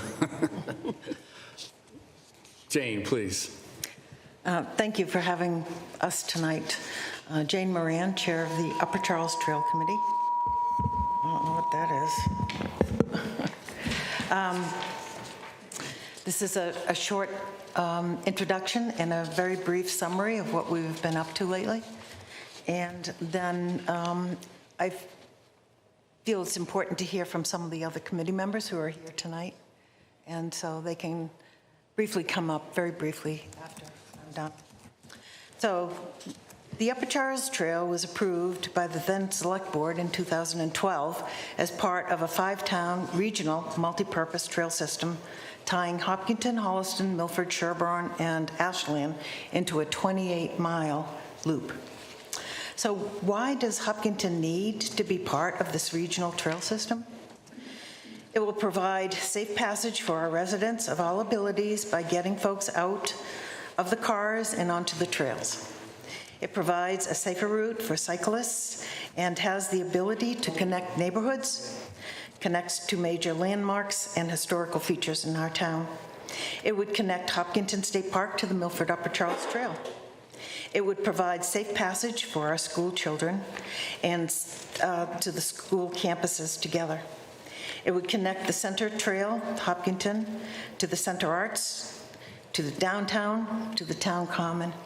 And it would be a highlight and a destination point for our community. Another reason, currently there are lots of state and federal monies available for trail engineering and construction. So over the past 10 years, the Upper Charles Trail has already been awarded multiple grants, and if allowed, we would continue to make these applications. So that's good for our budget. It wouldn't cost anything at this point. As you know, as a result of the annual town meeting where the Article 47 and 48 passed, the Select Board suspended the Upper Charles Trail. And the Select Board's message at the time, the committee was to discuss what the committee has accomplished and what remains to be done, in addition to advising the Select Board on ways that we can improve. So our accomplishments, the committee developed an 11-page document that lists the dates from 2012 until the present that shows specific public outreach, documents created, property acquisitions, meetings with major stakeholders, grants that have been awarded to us, including CPC from the town. This committee has also created a conceptual plan that is displayed in a map that also serves as a document needed to qualify for further funding. This map is also referred to as an ENF, which is the Environmental Notification Form. And I emphasize that this is a conceptual plan only. It is not set in stone by any way, shape, or form. It is a map that goes before the state DEP, the Department of Environmental Plan, and that analyzes the wetland issues only. And the reason why they do that is because it has to be able to be flexible. It has to be able to change. Beyond the state looking at this plan, it has to be passed off to the Select Board for approval, and it has to pass the sniff test by the residents of Hopkinton. So this ENF, no way in shape, is set in stone. It's purely flexible. So what is left to accomplish? Further engineering and actual construction. We have our conceptual plan 100% done. That's done. So ways to improve the community, we spoke a lot about this in our meetings, and we know we have to improve public outreach, regain the trust of the community, and through better transparency and communication. So we did this by, came up with this by having 5 meetings over several months. So a brief summary. In the March of 24 this year, we discussed the scope of work, the process for undertaking that work, and to consider the committee composition. That was directed to us from the original select board that suspended us. So March 20, we discussed the charge specifically. The committee agreed basically to keep the current charge because the committee agreed that the center trail should remain in the charge as its historical significance to the town. In addition, it provides continuity from the school campuses to the downtown area. The committee extensively studied the other side of Ash Street, hoping that we could find an alternative because there was always concern about having that just one way on Center Trail. We discovered over several years of study that it's just too highly densified in that on the east side of Ash Street, and there was not enough town land or open space to do that. And it just wouldn't compare to what we have with our gem and the Center Trail. On our April 3rd meeting, we discussed the 3 red line documents, 2 from the TCMC, which is the Trails Coordination and Management Committee, and 1 from the Select Board member, Mr. Nazarello. So the TCMC documents were read and we discussed them. The committee discussed being combined with the TCMC. Simply put, it would make the Upper Charles Trail more of an advisory committee to the TCMC. We would be doing all the work, and yet we would be having essentially no vote in the final outcome. We felt that the 2 committees have 2 very different scopes of work and purposes. So we went with Mr. Nazarello's suggested red line document and to keep the 2 committees separate, and he offered suggested changes to the membership and term limits. On our April 24 meeting, we continued to discuss the purpose, which consisted of changing words such as path to routes and to include items for future agenda items to be separated from items for the next agenda. We thought that that would help with transparency purposes. Under the procedure, the positions of the treasurer and secretary were discussed, and the inclusion into the minutes of the meeting, the practice of documenting, this is interesting, documenting any decisions made to include the decision-making process, as well as the reasoning for why that particular suggestion is accepted, rejected, actioned on, or other, and incorporate that into the minutes of the meeting so that people who can't make our meetings can then go to the minutes and understand what our thought process was. On the May 15 meeting, we continued to discuss the charge, and we centered on the composition of the members. The summary of this meeting was that the committee settled on 7 total voting members, one of which is a liaison member from the Conservation Commission, and the second would be a liaison from TCMC. Very important. We need to get the TCMC's input, and we felt that they should get our input too. Hopefully they would be able to include a liaison member from our committee, but that's up to you folks and the TCMC to discuss that. We also added a new paragraph in the same block that says Select Board reporting. So the Upper Charles Trail shall be responsible for providing a semi-annual report to the Select Board, no less than semi-annually, and be comprised of forward-looking objectives, accomplishments for the prior half year, specific community engagement activities and learnings. Decisions that were made in the prior half year, including a treasurer's report, perceived risks and challenges, and any specific requests that the Select Board may have. The discussion moved on to the charge. That's basically stayed the same with some minor wordsmithing and corrections. On the August 28th meeting, we discussed the total charge document and made the final changes. There was one red line document so that it's easier for you folks to read, and then a clean version of the same document that would show how it would look.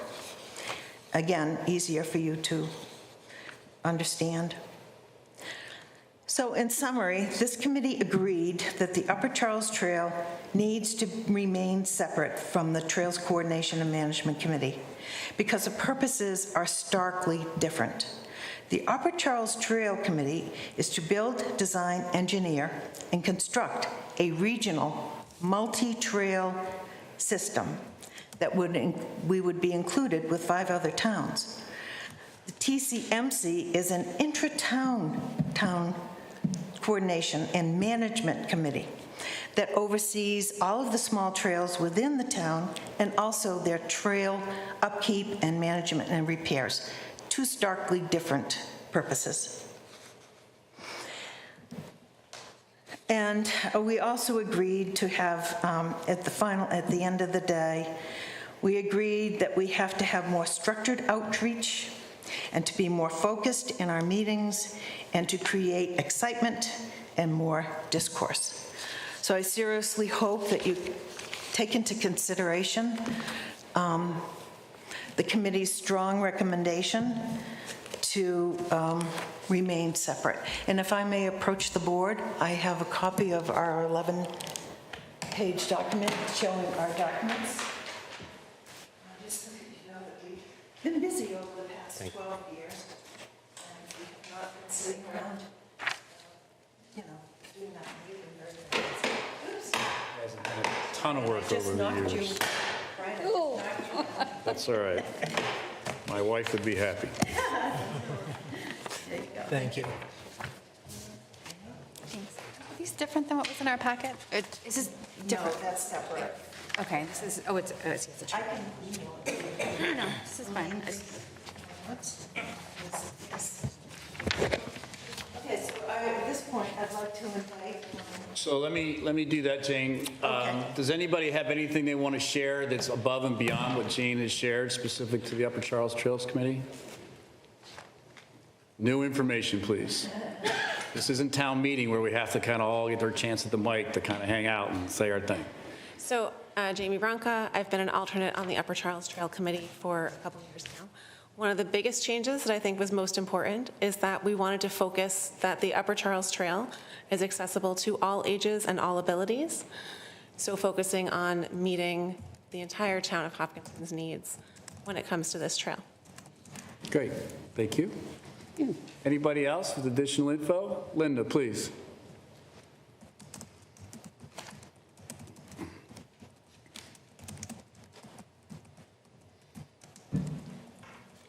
Hi, Linda Chus, 11 School Street. I'm the secretary on the Trails Coordination and Management Committee.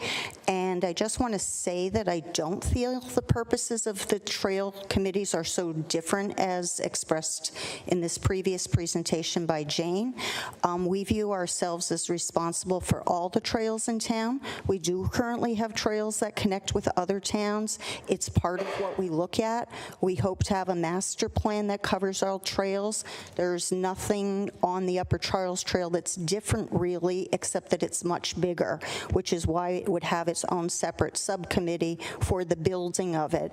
But the Upper Charles Committee agrees that we would maintain it, the Trails Committee would maintain it once it was built. So that's, I just wanted to clarify that we don't share that view of what we do. Thank you. Anybody else with additional information? Just one thing. Jim Cirillo, 35 Wood Street, member of the Upper Charles Trail Committee. I want to make sure that everybody remembers or understands that all along we've had the select board's opinion that this should remain 2 committees. In case tonight, I'm not really sure what motions you're going to be entertaining tonight, but I think that if one of them is to have 1 committee, that doesn't really fit with what we've been told before and what the select board has opined. Great, thank you. Scott. Scott Nouse, 175 Hidden Row, former treasurer of the UCTC. I just have one point of clarification. Jane had referenced the ENF, which is the Environmental Notification Form, and the form itself on the site emphasizes a preferred route, and it says you have to suggest alternate routes, and why you're recommending the preferred route. So I think it's just important to know that my position is we shouldn't put the cart in front of the horse. Okay, thank you. Ken Parker, Upper Charles Trail. So I have a slightly different take that I'd say is probably intermediate between what Jane just said and what Linda just said. My emphasis is that what I would like to see happen is that the trail actually get built. And as you well know, there are barriers to the building of the trail that are primarily that we don't have actual physical control of where we want to build the trail due to private landowners being in the way. And I think maybe we should change course and work on constructing pieces of the trail that we do have access over that would still accomplish the purpose, for example, of connecting from downtown to Hopkins State Park. And without having it finalized as to where the rest of the trail needs to go on the way to Milford, because we simply don't have access to the property that we'd like to have to do that. So just like to point that out. Thank you.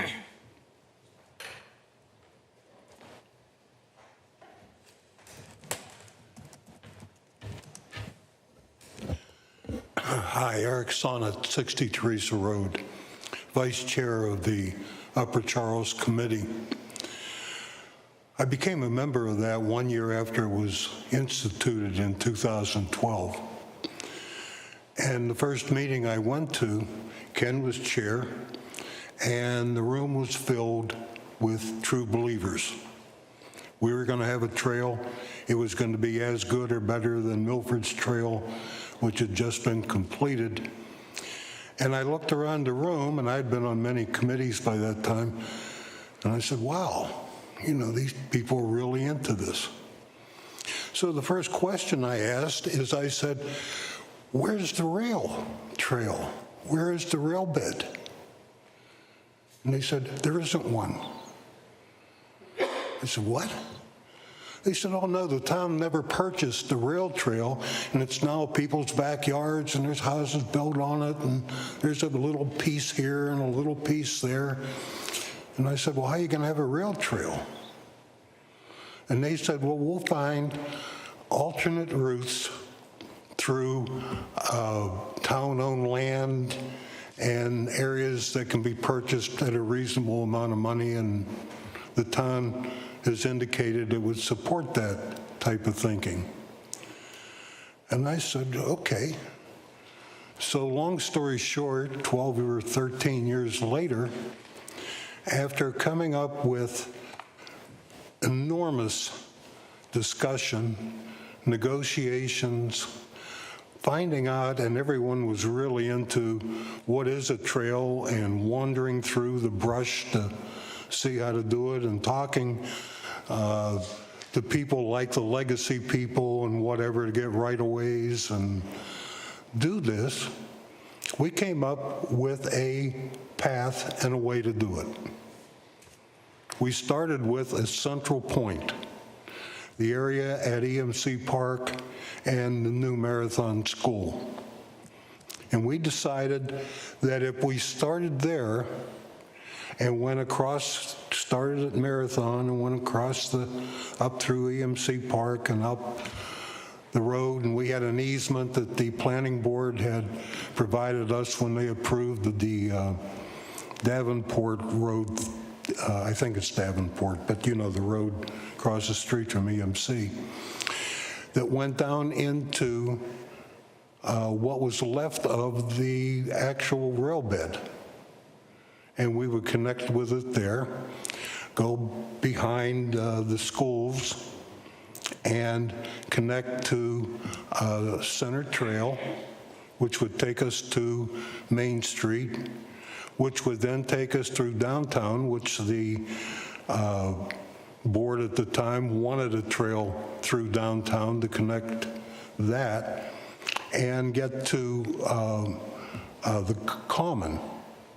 Well, this gave us the opportunity at that point to tie in scholastic, cultural arts, sports, and downtown businesses, and literally put a center together for the trail, with the idea that if we had that, we could then branch off and figure out how to get to Ashland and how to get from the Milford Trail up to Marathon School. And we did that. And we had actions taken by the town to make areas available. I'm not sure how to say this, but negotiate with developers to have easements through their development to make this possible. We did that. At that point, we had to develop a plan, I don't know if ENF or whatever reason, but we had to develop 3 alternate routes for this. And one of the alternate routes was literally a bike path down Hayden Row. And when that was published, there was an outcry from Hayden Row people who didn't want the trail going in front of their house on the road. And it became a big discussion of safety for people on the road. Somehow that transitioned literally overnight into an article in town meeting to get rid of our committee after 13 years of work and a plan.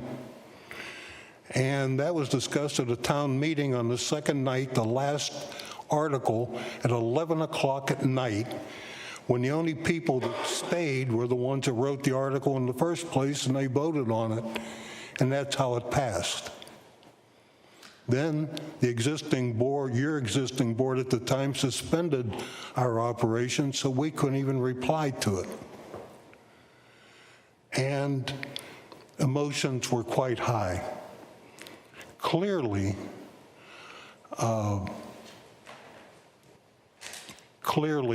you have a very difficult decision to make. Do you support people you have appointed who have done their job and worked as hard and vigorously as possible for the common good, or do you throw us away and say, oh, good job, thank you. Thank you. Thank you. Are we good? Mr. Chairman, can I just one quick? Folks, this is not town meeting. I really don't want to drag this out. We got it. We understand where everybody's coming from. This isn't rocket science. Trees, trash, and trails. 3 things that drive Hopkinton into a tizzy. Trees, trash, and trails. We're talking about trees and trails tonight. So 2 of the 3 we're talking about here. Okay, so we get it. Bob, real quick. Okay. At the microphone, please. Bob Snyder, member of the UCTC. Our previous town manager, Elaine's predecessor, encouraged us to come up with an end-to-end plan before we went public. And that's the history of how that happened. And I think that that was a good idea. So I'm here to suggest that we should continue to have an end-to-end plan, and we shouldn't think about breaking this up into individual pieces and doing it that way. Let me just say that. Great, thank you. Okay, Jim, was it something new and different? It's different. Please, come on up. It's okay. We want to give everybody a chance, but we don't need to be repeating the same thing. Breaking things into segments, which we've done. Eric spoke nicely. I just wanted to point out that the segment that we've identified as East Main Street to the Ashland, to the Hopkinton Reservoir, Ashland to State Park, that's been, Eric and Jane have done a lot of negotiating and discussions with all the various landowners and property owners and had their commitment to easements, but that's been now stopped, and that's just going to have to be redone at some point, likely. I assume that they'll still go along with it. But I want to point out It's a segment from East Main to Ashland. A lot of work's already been done on that. Thank you. Okay, thank you. Okay, so with that, in considering the hour, we need to kind of move to a discussion by the board about what their thoughts are on the Upper Charles Trails Committee, the Trails Management Committee, I always forget the name of that one, there's another word in there, and what we want to do moving ahead. Does anybody want to start? I can if you want. Please. Okay. So this is a challenge reading the two different charges, and I want to respect town meeting as much as we can.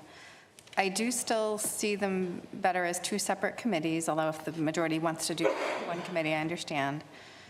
And I really like the idea of this one is going to be the big accessible one that that everyone can use, whereas a lot of our other trails are small and not everyone can really use them.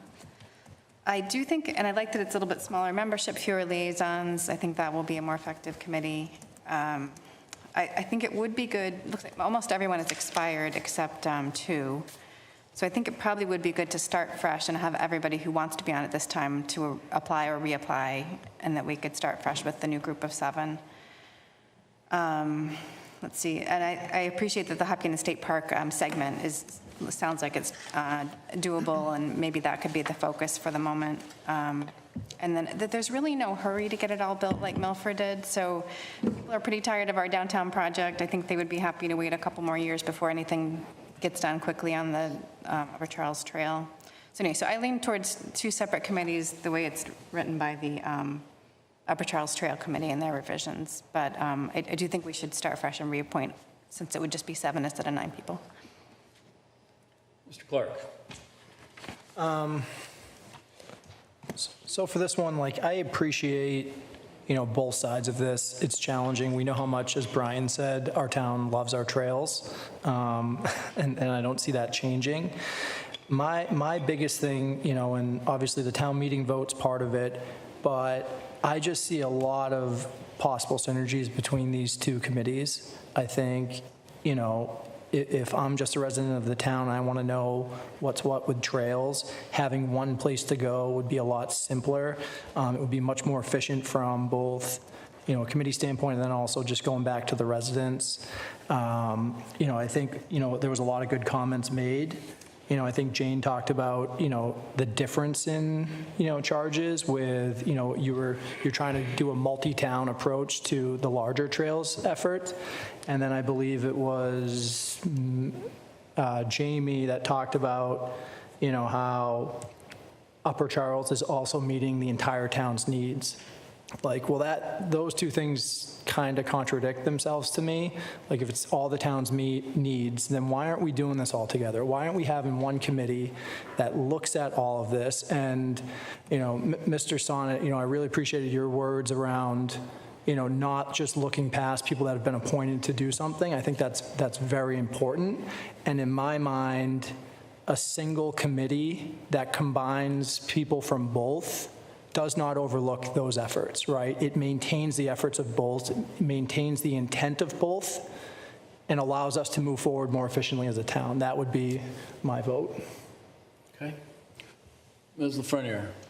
Well, my thoughts on this right from the beginning is that it really kind of has to be two separate things. One, because the TCMC is working in town and doing a wonderful job. I love the trails, but it is within the perimeters of Hopkinton, and that's what's in their charge. And in the charge for the UTCT, it's a much more global charge. It has in it how to work with other communities, what to do with other communities, how to be together, what to, and they work with the state and the DEP, and there's some jurisdiction there and wetlands and things like that that the TCMC usually doesn't have to deal with because they've got their projects lined up. And it's really two separate things. We need both organizations, and if they are ever going to come together, then we're going to need a whole global expansion of the TCMC to to allow them to move outside the community and be global too. And that would be where the UCTC would come in. And it really, everything, if we want to combine them, everything has to be rewritten from the get-go. Right from the get-go, everything. Okay. Mr. Manon. Yeah, first, I want to thank you, Jane, for providing this. I knew most of these, but certainly appreciate all the great work you, Eric, and the committee has done over decades. Certainly commendable, and I don't think anyone would disagree or not recognize it. Everyone is very appreciative, as I hear, and I certainly am. And I'll go for some of the quicker wins. I think the charge overall, construct and goal and others make sense. I'm going to talk about the structure and the current kind of difference between the two. And I also want to promote what Jamie has proposed, that we should be more inclusive and focused on equity when we build something for the entire town. So I would recommend adding that to include people with disability having access and making it compatible with that. That'd be a good addition. Now, in terms of the structure, it's very tough, but I'll go to both angles. One is that I think, we seem to be in a logjam and not even taking advantage of some of the quick wins. For example, the segment 1, it seems everyone is in agreement, but we don't talk about the agreements as much or have plan and execution path as much because we are so focused on, in my view, sometimes, and as Brian, Mr. Chair, rightfully mentioned, this is a very passionate topic, or topic everyone's passionate about. That's probably why, focused on some of the differences. But let's focus on what we can do in the next 3 years, 5 years. Because doing the whole thing, and given our capital budget and all the situations, is going to be, unfortunately, probably far. But as much as we can do, I recommend that. And other low-hanging fruits where we can make improvements, make it more children-friendly. And I heard there are some good initiatives going on for making some of the parts, Hugh Trail part, more children-friendly and adding more. So those are some of the, I think, big wins that can bring us together, and we want to focus on that. And in terms of the structure, I don't generally have a strong opinion for one over the other. But I do want to respect and be mindful of the town's voice on this, and I hear it wasn't, fully baked argument about that. But the other thing, if you ask me rationally and just how we should operate, I agree with Joe's comment that, in a town of 20,000 people and where we are, we all love trails, having two committees, and sometimes they're in contention, and sometimes there's, more tension and passionate, differences. I'm not sure if that's always productive, and it would be probably nicer and more productive having them all in the same room and sort it out, and then come with a proposal that we all can work together and work towards. And we see all the great minds and people in both the committees, so I'm sure something comes out together would be much more productive and implementable in many ways. So that's where my mind is, but I think we want to break the logjam, whichever one we all think works. And as Amy mentioned, it's almost at a point where we are ready to do a fresh start because of the terms expiring and all that. So this gives an opportunity actually to form something new or differently. And given all the great work everyone's doing, it's not to mean, I think, at least the way I see it, to exclude anyone, but to be more inclusive and making the umbrella bigger. And that may be what we need. So those are my initial thoughts. So let's see how we can work this out as together, because we are having a new charge, terms are expiring, so it's almost having a fresh start, which is probably what we would be benefited from. But again, we don't want to hurt anyone's feelings or big passions. How can we bring everyone under the same umbrella? That would be my goal and objective.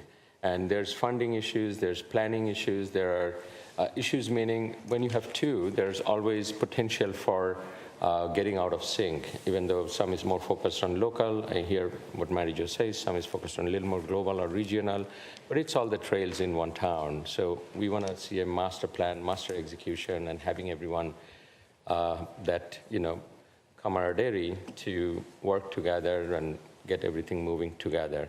And to me, it's not an unreasonable path to have everyone in one new committee with the same or similar charge and move together. That's my 2 cents. Thank you. So I was on the select board in 2012, 13, whenever we first put this in place. I don't recall the year, I think it was 12. And at the time, the Upper Charles Trails Committee and the Milford thing someone pointed out, and Milford just getting it done, there was a lot of energy for us to catch up, right? And I do remember those days, and so we thought, let's do that, and let's appoint a group of dedicated volunteers to help us catch up and be able to connect. And I think over the years, the Upper Charles Trails Committee has done a fabulous job getting us ready to catch up. But we're still, several years out here trying to sort this out, not because of the Upper Charles Trails Committee, but because, in my view, just some organizational behavior issues. Not the behavior of individuals, but the behavior of the organization. You run a business, you don't have 2 sales teams. You don't have 2 marketing teams. You run a town government, you don't have 2 budget advisory groups. You don't have 2 select boards, although some people would like that. Right? We have one of everything for the most part to be efficient. And over the years, this process has become inefficient for whatever reason. And I think it's incumbent upon us as the, quote, board of directors for the business of Hopkinton to look at the efficiencies or lack of the efficiencies that we all feel and we're all frustrated by and do something about that. So that's one thought. The other thought is I think this is an opportunity if we were to go to a different structure, and frankly, I think we should disband both committees and start over with the same people that want to getting in, applying and getting back in. But I think it's an opportunity for us. I would actually go with a slightly larger committee, Amy, only because I think this is Civics 101. You have an issue, you deliberate the issue, you put a motion on the table, you take the vote, and you move on. Right? We did it tonight earlier with something, and let's keep it moving, let's keep it moving. Some people don't like that. But that's just sort of how it works in local government. It's how it should work in broader, governments too. Unfortunately, it doesn't always happen that way either. But, if we had a 9-member committee and somebody puts a motion on the table and someone seconds it, you have to take the vote. And you take the vote and you move on. And if you don't all agree, that's okay. We had a vote last week, I think it was, or 2 weeks ago, it was 3-2. No big deal, we moved on, right? I think as a town, because we have 2 committees talking about the same topics, you guys might be taking votes, but they're probably consensus-oriented a little bit, but there's no moving on. And I think that if we came together as one, we put motions on the table, we take the votes, it's how it works. It's just democracy 101. So for that reason, too, I think that we should consider disbanding both committees, reappointing people with a new charge that includes all trails-related matters, including all the knowledge, all the learnings, all the work of the Upper Charles Trails Committee and the members that want to join this new committee coming together and helping us sort this thing out. I think it's in our best interest to disband both, as I mentioned, start anew, and have a new charge put in place, that everybody agrees to.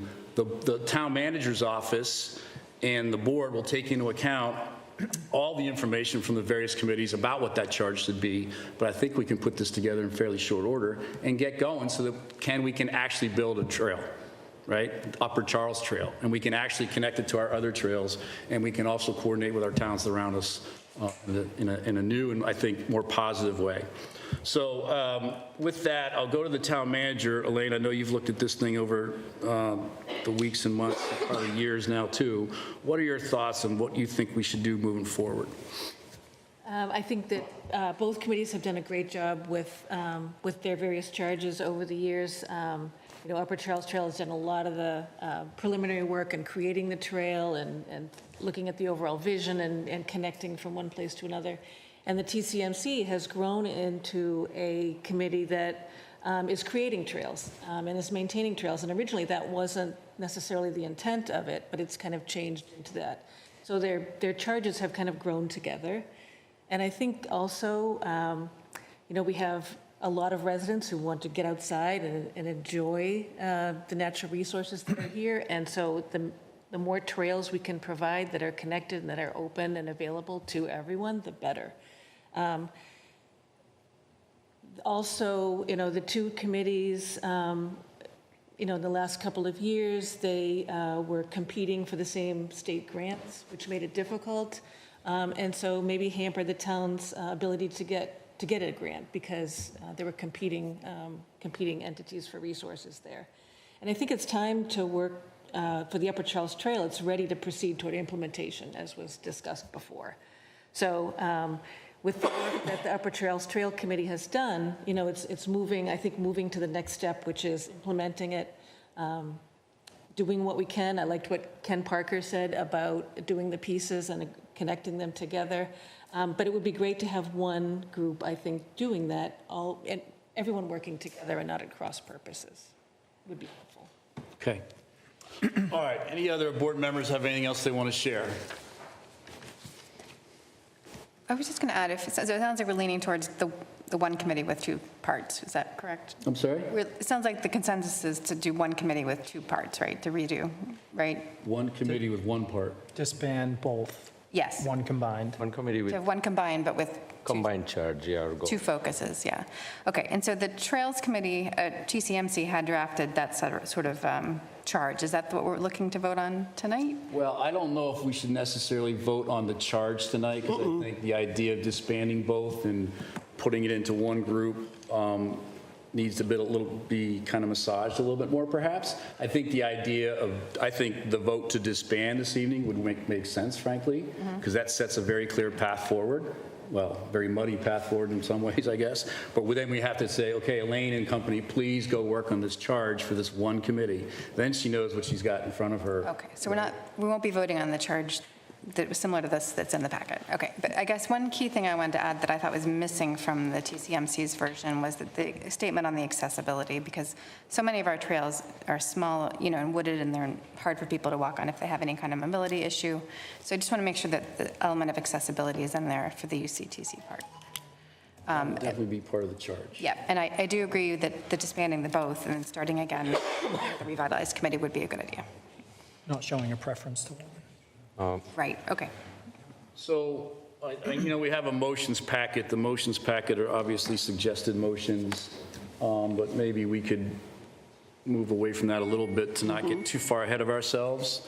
What if the chair were to entertain a motion to disband both the Trails Management and Coordination Committee? Is that correct? Coordination and Management Committee, and disband the Upper Charles Trails Committee until such, and then create a new committee, a new Trails Committee for the town of Hopkinton that would include 9 members. Do we want to say the number now or ask the town manager to come up with the number? Okay, we can scratch the number. I think we can make the path towards the new committee, so we can go about, disbanding and then asking Elaine to reconcile this, come up with a proposal in the next one for the new committee, be it 9 members, 7 members. Okay, fine, we'll back off the number, okay? So to create a new committee with a new committee charge to maximize the trails opportunity for the residents of Hopkinton, something like that. Just one add on the side is we want to act on it quickly because there are a lot of activities that both committees are currently doing, and we don't want to lose the momentum. So I think as quickly as possible. No pressure, Elaine. But Yeah, I'm wondering if disbanding, for example, the TCMC right now, they're busy doing things. I don't know if we want them to stop doing that. If we want to wait and disband them until when the new one is created, rather than ahead of time. Is that fair and equitable, though, to do it that way? Well, I think if the board lets them continue what they're doing until this new committee is created, they at least have, they have work ongoing already. Okay, then maybe, how about this then? How about we not vote to disband anything this evening, but we all agree when we get back together at the next meeting with a new charge for a single committee, that is what we're going to act on. We're not going to relitigate tonight, right? Basically, the decision's here that we're going to do something different, and it's going to be a single committee. And at that time, we'll do some motions and get it done. Yeah. Through the chair, should we at least do that motion so we don't fall back on litigation again? I would love to have something that says we're not relitigating a trails question in Hopkinton. Well, why don't we like, because again, if we're prioritizing putting this on the next meeting and stuff, like, we're talking about what's going on in the span of like 2-3 weeks. Is it 3 weeks now? Don't we have a couple, do we have an extra? October 1st is the next meeting. Yeah, so We'd have to post the openings, and people would have to apply, so there's a little bit more delay than one meeting. yeah, I don't know. I think, I'd love to know what they were going to work on in the meantime, and if that's going to detract from the conversation that we just had. Okay, so then how about if the chair entertains a motion to disband the Upper Charles Trail Committee, craft a new charge for a single committee that will be put in place when voted, and at that time, the Trails Management and Coordination Committee will also be disbanded. So moved. Does that make sense? Like, I'm trying to like Disband them both at the same time. Disbanding both, but the operational aspect is something we need to take care, right? Well, I was saying disband that operational one at the time we put the new charge in place for the new one. Okay. So I was leaving it in place for now. I don't know if my words made sense, Elaine, but Yes. you got the gist of it, right? Conceptually it does, I think, and let's see how everyone feels about it. Okay, so we have a motion on the table, I think, correct me if I'm wrong, to disband the Upper Charles Trails Committee this evening, to charge the town manager's office to coordinate and collaborate with others to create a new Trails Committee charge, including membership, et cetera, and when appropriate, the Trails Coordination and Management Committee will also be disbanded at that time. The new charge is intended to replace both committees. Correct. I guess. Correct, Yes. absolutely. So does that motion make sense? Yes. It's only to make, manage the risk of the operational risk, right? The other one. Yes. So we are honoring the equity aspect of things, or trying to, without implying any risk of not managing the trails operationally. That's the intent. I just wanted to clear. Correct, yeah. We're trying to keep things moving that are moving right now so we don't disrupt them, but also everyone understands both will be disbanded and we will start over. Yeah, I think. And so there was a motion on the table for that. So there's a motion on the table for that approach. Then I would second. Okay. We have a motion on the table and a second on this motion. Let's make sure we understand the motion, just to make sure we're very clear here. Someone else should describe the motion, because The way I understood it is that we are now in agreement that we want to create a new one committee focused on both the work that TCMC and UCTC are doing today, and likely more to be determined, but definitely not missing out our vision as well as our operational and other good things that we do. We all love our trails. In doing so, we are trying to do it in stages so we don't imply any risk on any operational thing or any maintenance thing that's necessary or happening on the current trails by TCMC. So for that, the essence is that we are going to disband. The immediate one is UCTC, but create a new charge, combining them together, and until that charge is done and formed, we don't want to risk the operational activities, so we are keeping TCMC for now, but we are in agreement that TCMC will also be disbanded once we have the new charge. I'm just clarifying it for ourselves and for the town and residents, and I think that's what we meant, unless there's something I missed, please. I think that's an excellent explanation. Thank you. Any other thoughts on the motion? Amy has. The motion is fine with me, but I did just wonder if there are operational things that the UCTC needs to take care of before they are disbanded too, like their open CPC applications. I'm guessing is why Ken is raising his hand. Elaine, can you speak to that? So CPC has written to the board for guidance on that. And when we create the new committee, the board presumably could could in that charge or in its vote indicate that those projects for CPC can either go away or be transferred to the new committee. So they could be transferred to the new committee. I could speak with Ken about whether that's Okay. So I would like to incorporate that with the idea that So the that idea is project would be incorporated into the transferred. motion. Yeah, I think that makes sense. Thank you for We want to bringing put that that up. into the motion. And each of them has a budget appropriation, so that would also have to be something to discuss. And since we have the leaders here, do we want to give an opportunity if there's any other operational risk on UCTC end? Let's just go through round one here, and then we'll come back out. Mr. Clark. Yeah, I think incorporating all those things, I felt like Elaine just mentioned budgetary needs, right? Like, I thought the assumption was that those would get combined, right? They each have a separate budget, right? But like, yeah, once they merged into one. Okay, so I'm good with it as is. Okay. Ms. LaFreniere. Do both committees have CPC money right now, not being used? Well, Okay. or being used, a current project. I feel like the CPC money ought to go back to the CPC, and that whatever comes together should then apply, because there's engineering, there's all kinds of stuff that gets presented to the CPC that we're not going to have. So there could be some legal issues with that, so let's let town staff sort that out, and Elaine, check with town council on that. Good point, but let's figure that out. My sense is that what's been appropriated and set up is set up, right? We'll have to just move that, but not take it back, okay? Anything else? No, I think that. Okay, so we want to get some input from, without relitigating, because you can see where we're going here, from anybody that would like to share some input with us on this topic. Anybody? Specifically on operational concerns. Yeah, on the operational concerns of this transition that we're going to go to. Mr. Weissman. Ken Weissman, 145 Ash Street, speaking as Chair of the Community Preservation Committee.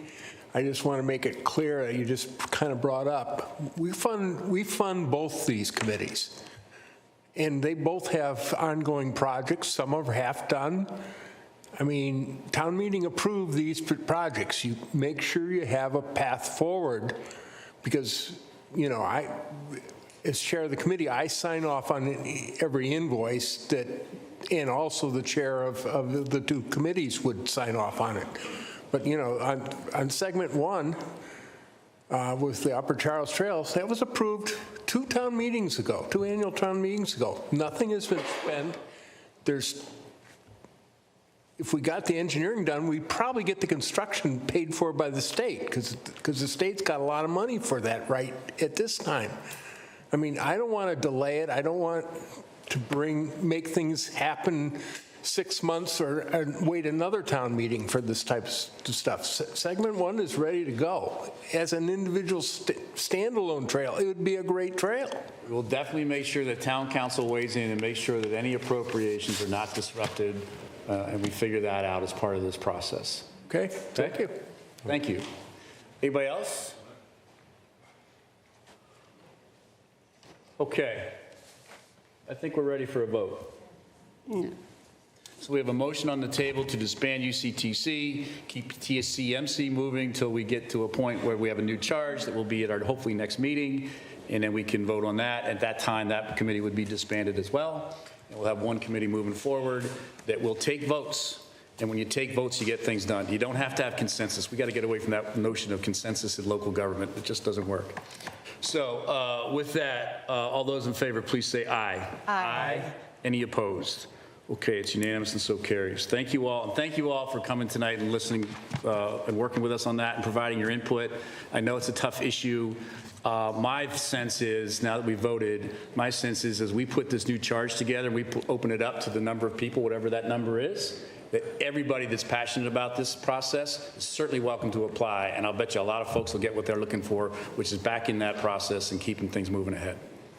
Okay, let's move on to the next topic. The center school disposition. I believe Mr. McIntyre is here this evening. He was here a few weeks back, and he's here once again to give us an update and kind of share his thoughts on what we might want to consider doing next. Welcome, Dan. Good evening. So it's been almost 2 months since I was here and dropped a lot of information in your laps. And I'd really like to hear some feedback from that information, but it might make sense for me to do a quick 2-minute recap of what we presented, so we're kind of all on the same page. So our committee did a needs study that determined that the growth of the town and the growth of town government has just exceeded the ability of this building to serve town government anymore, and we need a new town hall. The good news is Center School is available to meet that need, and in 3 years, Elmwood will be available as well. Both of those sites can meet the need for the town departments, and both of those sites are going to be expensive projects. Whether you choose Center or Elmwood, you're going to be in the $50 to $60 million range to build a new town hall. And that's just not a prudent financial decision to do in the foreseeable future. So money aside, though, we feel that the Elmwood school site is the preferred location for a new town hall. It's larger, it's got more acreage, it gets us out of the downtown congestion. And we don't know all the future needs either. There are things out there that we don't even know we need yet. And the larger site at Elmwood is a big plus. So we hope that the select board will take Elmwood into consideration in its long-term capital planning. That leaves us with Center School. What do we do with that? The simplest option is to sell it. That gets us out of any capital expenditures on that property, and it puts the property on the tax rolls. So to that end, we invited bidders to provide RFPs for buying the property. But as we presented last time, we don't feel we got good value for the bids that we got on that property. We think the town is being, well, we don't think we got good value. And we would hate to see the town make a decision, a short-sighted decision, based on the current fiscal crisis. So we offered a second solution, which is a much smaller project at Center School at a greatly reduced cost. Essentially create a community center at Center School, which would serve as a destination or gathering point for the downtown. Parks and Rec, Youth and Family Services, and the Center for the Arts are a good fit for the downtown area. They provide many programs throughout town for residents of all ages, and at least Parks and Rec and HCA are working together now already. And the ability to bring in HCA also brings in that public-private partnership that we talk about quite a bit and is in the master plan. And that brings in money, so the project is not entirely on the back of the taxpayers. So with that, that's kind of the quick 90-second recap of where we stand now. So with that, I guess I'd like to hear the select board's thoughts. Okay, thank you. So one of my thoughts is if we were to move Parks and Rec and everything into Center School and have some other organizations come into Center School, that would be great. And if we were to move from Hopkinton Town Hall, to the town hall we're sitting into this evening, to Elmwood, I think from a future perspective and use perspective and all, that would be great. But then are we just transferring the Center School problem? What do we do with that to now this building? What are we going to do with this? That's one of my concerns, is like, okay, we'll take care of that one over there, but then this one's even bigger than that one. What are we going to do with this one? So just food for thought. It's a challenge. It's a challenge. My only other thought on this whole thing is whatever we do for the next 10 years, we cannot go out and spend $10, $15, $20 million on another building in this town. We simply can't put that burden on the taxpayers of Hopkinton. If we can come up with a way to scurry up all the cash and find a way to go over there and fix that thing up and make it up to code and get all the asbestos out and all the other things we're gonna have to deal with without spending any taxpayer money, I'd be all in on that. I don't see that happening though, which is why I favor some kind of public-private partnership where somebody else spends money and we get some access to that building. But I've said that a few times now, so we'll see what others say. Mr. Manon. Yeah, no, thank you. And thanks for the work. I think last time I mentioned that, I'll repeat that, my wish list. And I think you hit a lot on the second option, which is we want to keep the historic value. We want to keep and reuse as much for our HCA, our Park and Rec, of the center school I'm talking about first.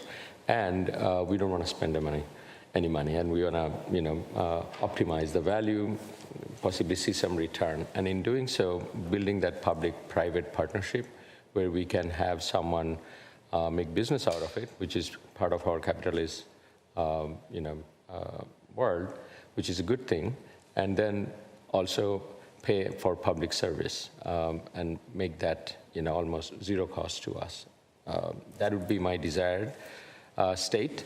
And I think it's doable, given the value, given the downtown, the location, and our town's real estate and all that. And we should put together an RFP or some form to collect, how the bids look like, and tune if we need to from there.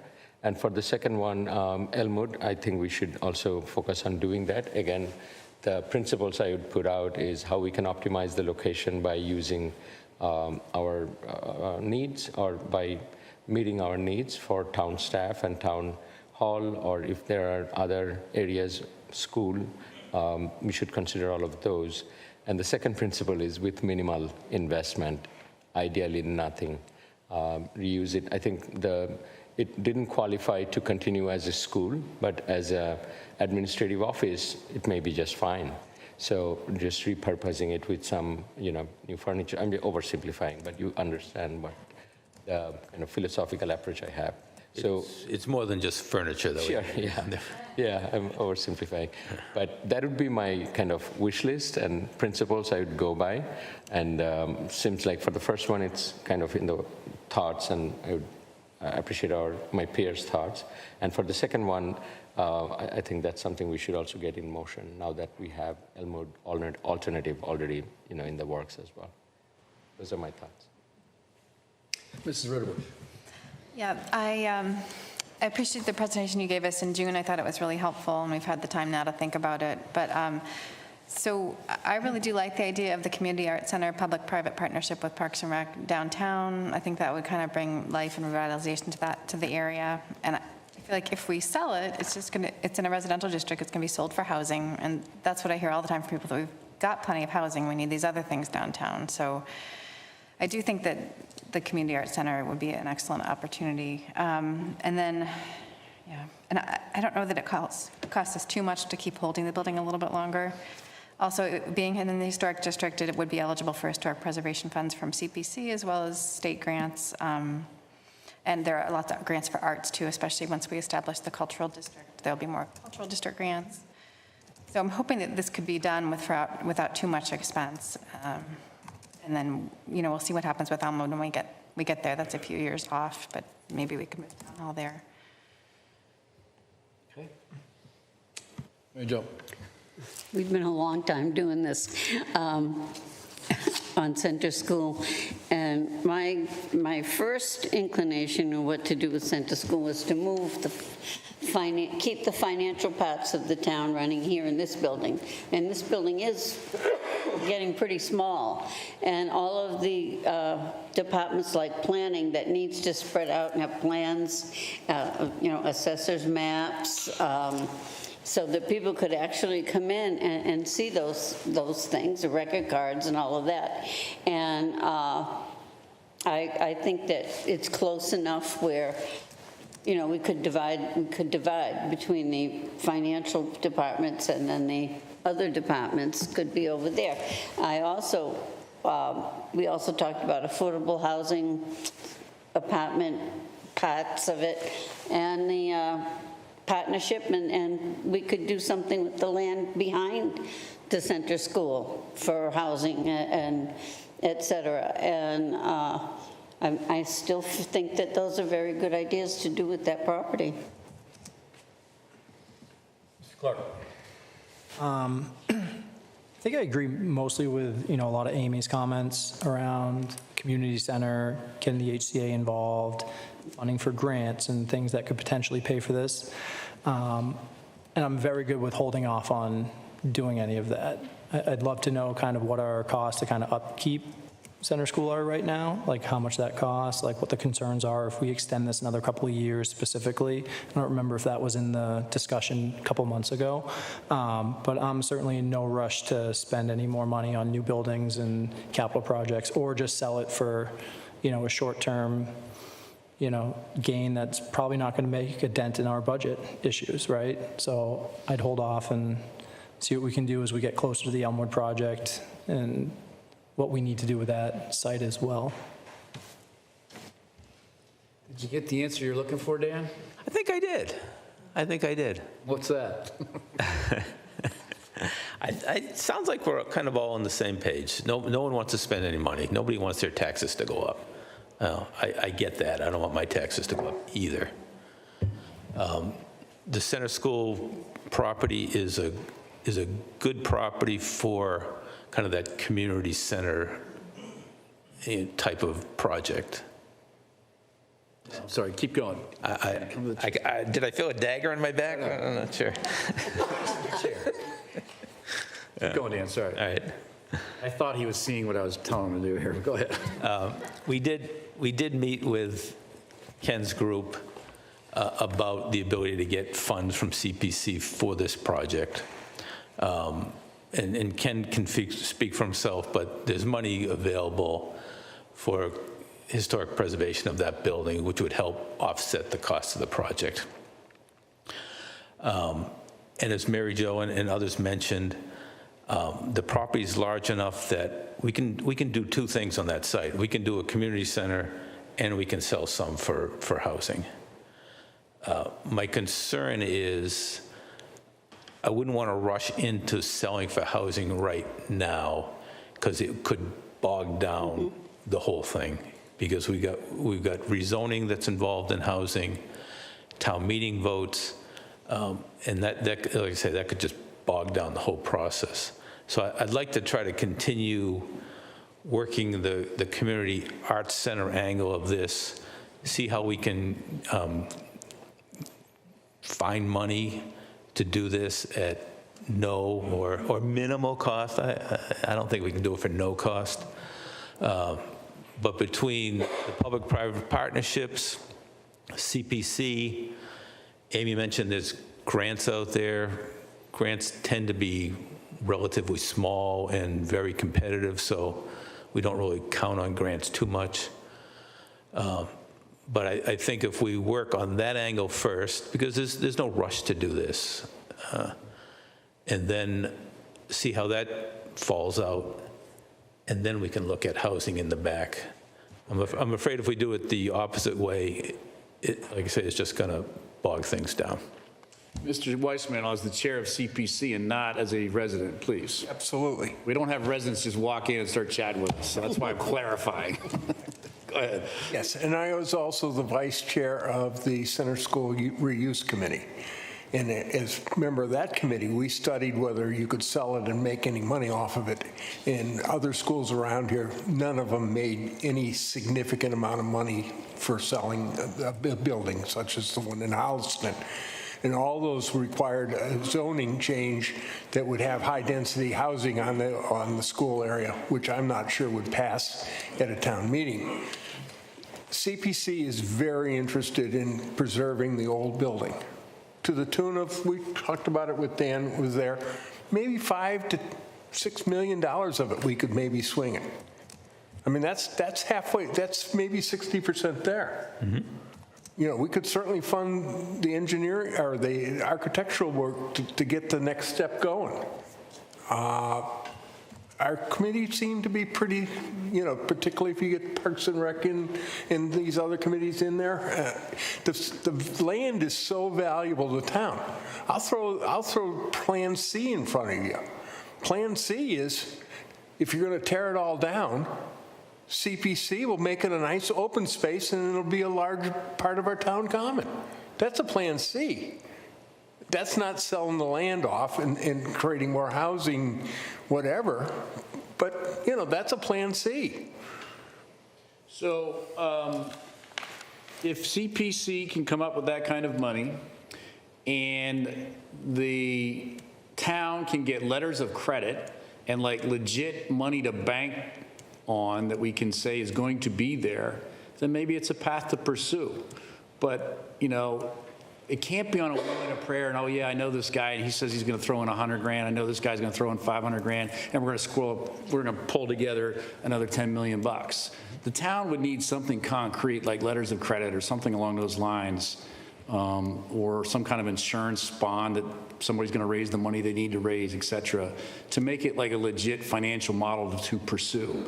Otherwise, we could spend years talking about this and not have the money pulled together and not have made any progress. So again, I'm fine with whatever we can figure out, but if it's going to be, we do it with CPC funds, and that's a nice chunk of money there. It's our money, it's taxpayer money, and the state kicks in, I know too, but and other entities piling money together or pooling money together, we need it in writing. We can't have it just be chit chat. So the business guy in me is like, that's nice, show me the money. Yeah. Absolutely agree with that. Okay? To get that done, though, there's a couple of things we got to get done. There's an October 1 deadline for CPC applications, and I'd like to get something in front of Ken's committee before October 1st, just at least for a placeholder for this year, if the board's willing to. Placeholder for what, though, Dan? Like, if we don't have something in writing for the other $8 million, $10 million bucks. Architectural funds For design. is what for design. For design to save the building, basically. Right. Okay, we could talk about that probably. The other aspect, to get the letters of credit that you're talking about, HCA is a nonprofit organization. They're going to go out and do try to get donors to give money. If we want to apply for grants, there's got to be some commitment on the part of the town that they're willing to go for this project. So HCA would need some formal commitment from the town that, yeah, you can go into that property if you raise this money, because they can't just go out and ask for money to go to center school and then the rug gets pulled out from under them. Fair. Likewise, when we apply for grants, we've got to have some commitment from the town that we're actually going to use center school for this project. I don't know if it's a thing or not. I mean, we do bonds all day long at work, and we do performance bonds and payments bonds and decommissioning bonds and bonds. I don't know if there's a bond for a fundraising effort. In other words, someone backs a fundraising effort and says, we'll post a bond for $5 million, saying you're going to raise $5 million. If you raise $4.5 million, we're going to get in the other 500. You're going to pay for that bond along the way, but I don't know if that exists or not. But those are the kinds of financial tools that I would want to see to make sure that this is going to really happen, right? And then for it to really happen, we need the money, and we can't go to the taxpayers for the money.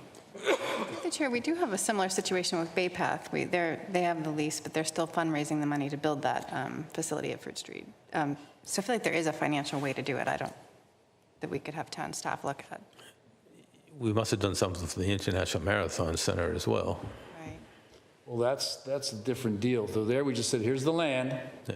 Have a nice day. It's land. Well, they have a lease. But there's not a building rotting over there, right? We have a building that's a liability. We have a building that kids are breaking into and having their parties. We have a building that, people are throwing rocks through the windows and animals are getting in there, and we have mold growing in that building, literally. So we can't just let this languish forever. So if we can find the financial tools and put them in place, and CPC is a big piece of that puzzle, you might have a case. And if we can't find the financial tools, what's the option then? It sounds like the board wants to find those financial tools, so let's try and focus on that. Okay. If there's not if that doesn't happen, then we're going to be 5 years down the road.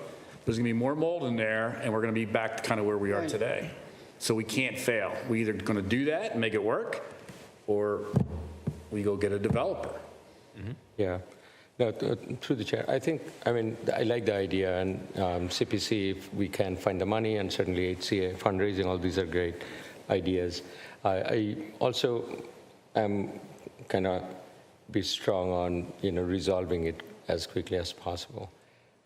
And having that proposal or the viability of that proposal financially and practically kind of on paper, so we can really look at a viable project and go forward. So that would be also, I think it sounds very plausible given what you're saying, and it's certainly a value add for our community. We definitely want to explore that. But we also want to explore a plan B should that not be immediate for whatever reason. The reason I'm saying that is we have it there. There's, asbestos issues there. It's growing mold, and the maintenance has been quite a bit. I don't know what it is today, but if we sum it up, it's probably already exceeded $2 million over the last whatever number of years it has been. So we already spent $2-3 million maintaining something because we are not able to make a decision. I'm just putting it on the, reality check. I don't think we spend that much. I don't think we're spending anything right now. It's just mothballed, but. Yeah, when we had the financial discussion, I think I would like to explore that. And there were discussions that at some point every year we are spending $150,000 to $200,000 to keep it up and running, or under the legal constraints, whatever we need to do. I would be very surprised if it's $0. I don't see that at all. But if you're the expert, so I would definitely bank on your expertise. But I don't know if you can just not do anything with a structure like that, with spending anything. So something to explore, and if that is the case, the point I'm making is that we need to decide not like urgently enough that we impose any risk or lose the opportunity, but not continue to just talk about it for another 5 years. And I'm all for exploring both options. And I think on all these options, our consensus as a here is that we want HCA there, we want our historic value to be preserved, we want our, I would even add trails and affordable housing. Thank you, we didn't get to talk about this as much. And then, another opportunity we had, but something to think about as we haven't talked about is the downtown, the vibrancy of downtown. And I think with all these, there would be community activities enough to make it vibrant the way we are thinking. And looking at other opportunities would also add to the economic development aspects of it. But long and short of it is that we want to explore these in a viable, realistic manner so we can make a quick decision and move forward. Mr. Clark. I'm sorry. That's okay. Go ahead. Well, I just wanted to make sure I heard you right. There's an October 1st deadline to apply for CPC funding, which you need. I think it's a little earlier than that, but. It's sooner than that? That was October 10th. I'm trying to remember. I think Shannon told me October 1st, but I don't know. I think it's October 10th because Commission on Disability is trying to apply. Yes, you're right. Yes, I think you're right, Amy. Yeah. But so you guys need the board's approval to, I don't think I need your approval, but I'm just making sure what we need to do I don't want to go behind your back tonight. either and do stuff and surprise you. Yeah, no, I just want to make sure what we can do to help move this along tonight, to Mr. Manon's point, right? We don't want to slow this down, so if we got to do something soon, do we need a motion? We'd want to make a letter of support, I would think. Okay. Of their application. Because you would apply as the PBC, or we would be applying as select board? I guess so. Or is it Permanent Building Committee is concerned taxpayer, maybe? I don't know. a Permanent Building Committee can apply as a entity in town government. You have 3 weeks to apply. When's our next meeting? But I think that application would be for a specific task, like would be preliminary design, clean up that building, get it safe, get it to ground zero, basically. We kind of bring it back to life almost. That's the first step in this process, right? Well, are you talking about planning the whole thing out?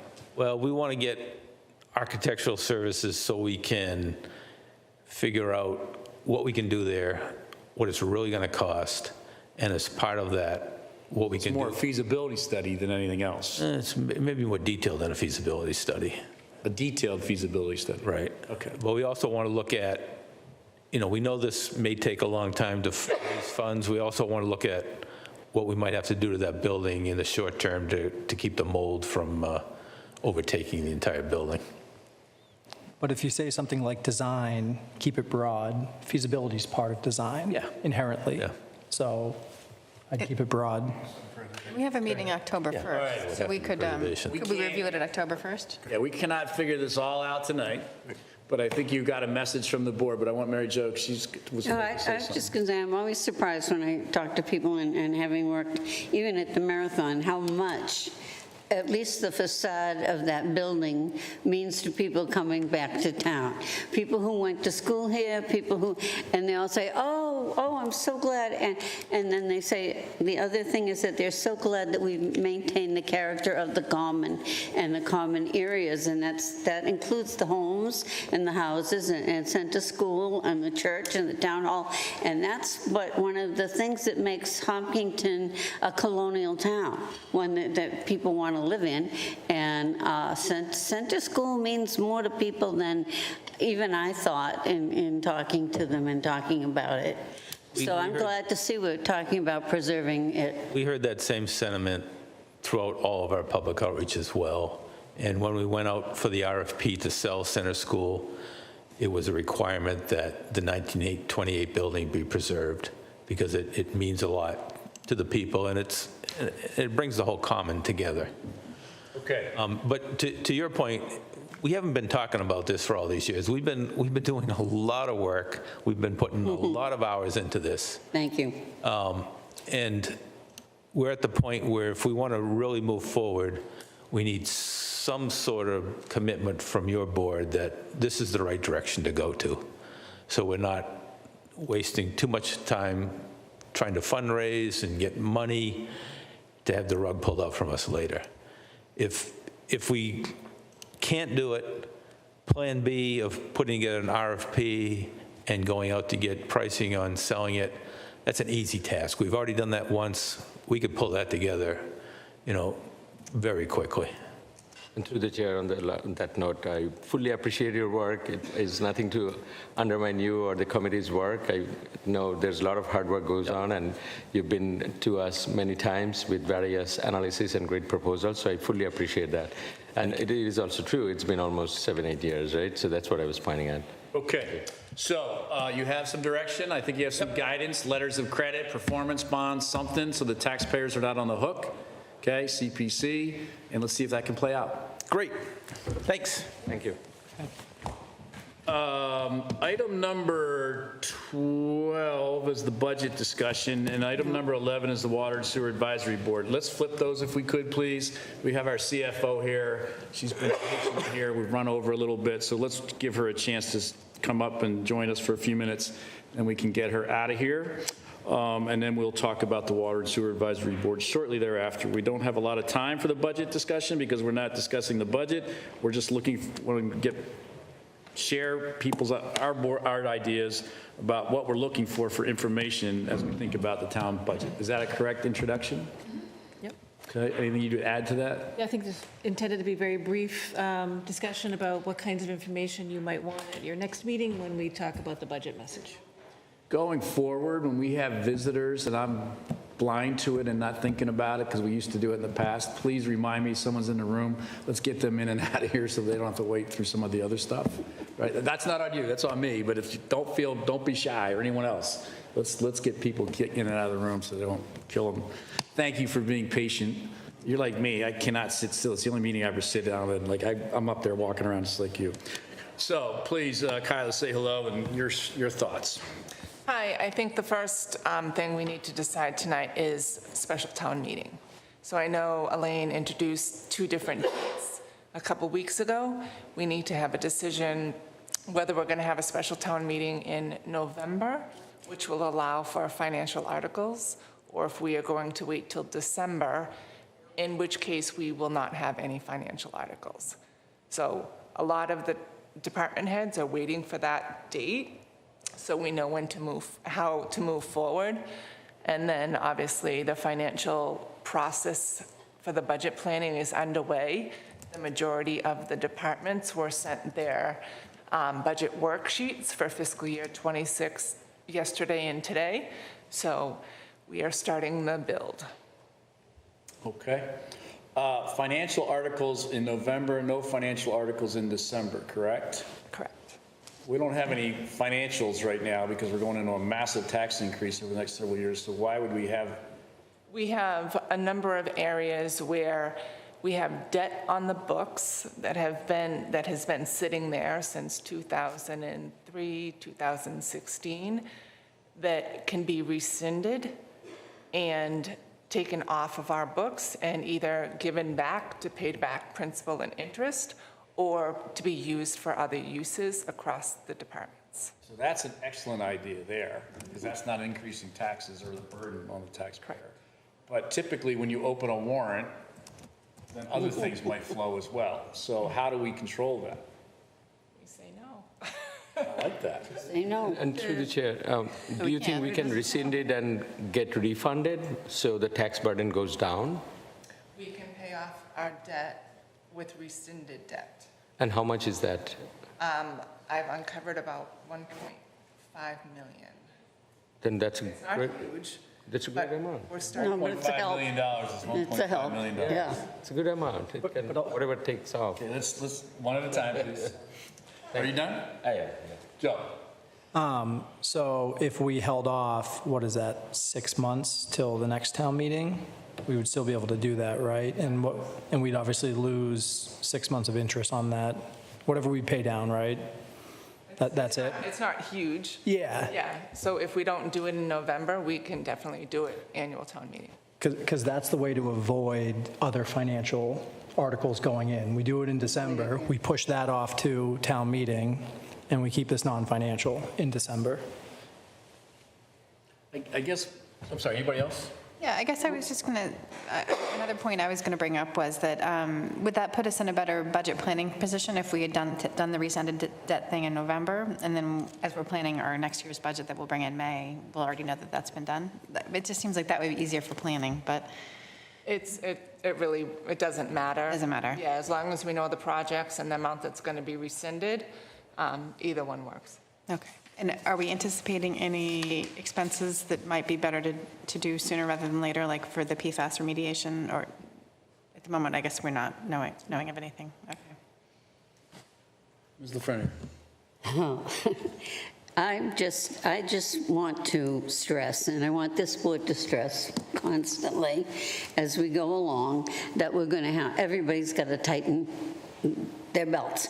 And we have a garage in town. So if you can keep a vehicle moving for 2 years or 3 years down the line, you don't have to, we have, a time frame for things like that. And they don't have to use it. If they can keep a good vehicle going, do it. I know another town that's doing that right now. They have usually 4 or 5 vehicles every year, and they're only going to do 1, and because they're saying no.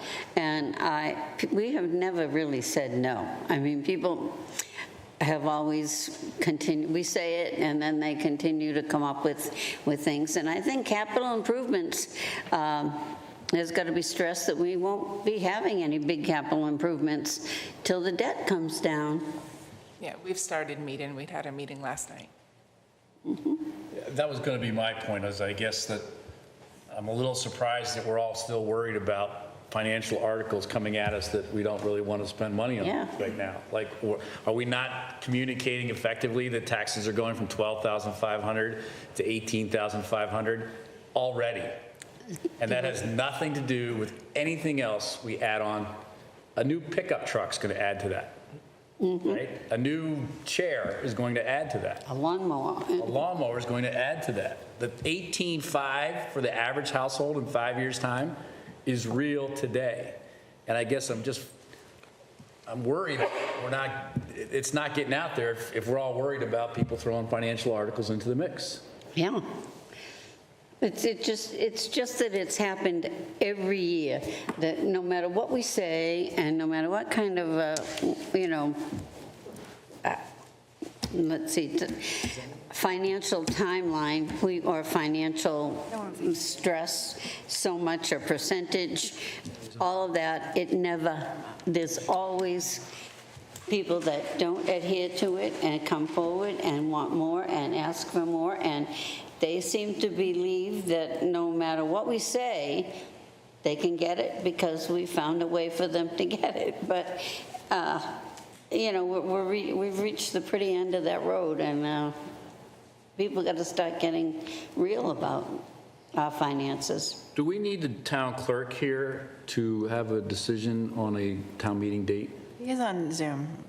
And I have asked about the two dates that we've discussed before, so November 18th or December 2nd, and either would be okay. So he's good. Even with the, Same with, I asked John Gelsich also with regard to the planning board, and they don't have a preference at this time. So hearing all this discussion here and the concern about financial articles and so forth, do you have a recommendation on whether we should proceed with a special town meeting, and if so, which date? I mean, either date would be fine. It would be nice to get the debt off the books, but it can come off at either meeting. There is a risk that someone believes that a project is important enough that should be considered, and will submit a financial article. So your recommendation for a date would be which? Well, either is fine with me. I know, but I want you to pick a date. It'd be nice to do it in November to get it done. Okay. And what date we are As we looking? move toward the winter, we I have, mean, the idea of getting $1.5 million off the books, I love that idea. I love that idea. I just don't want $1.5 million going back on the books 4 articles later.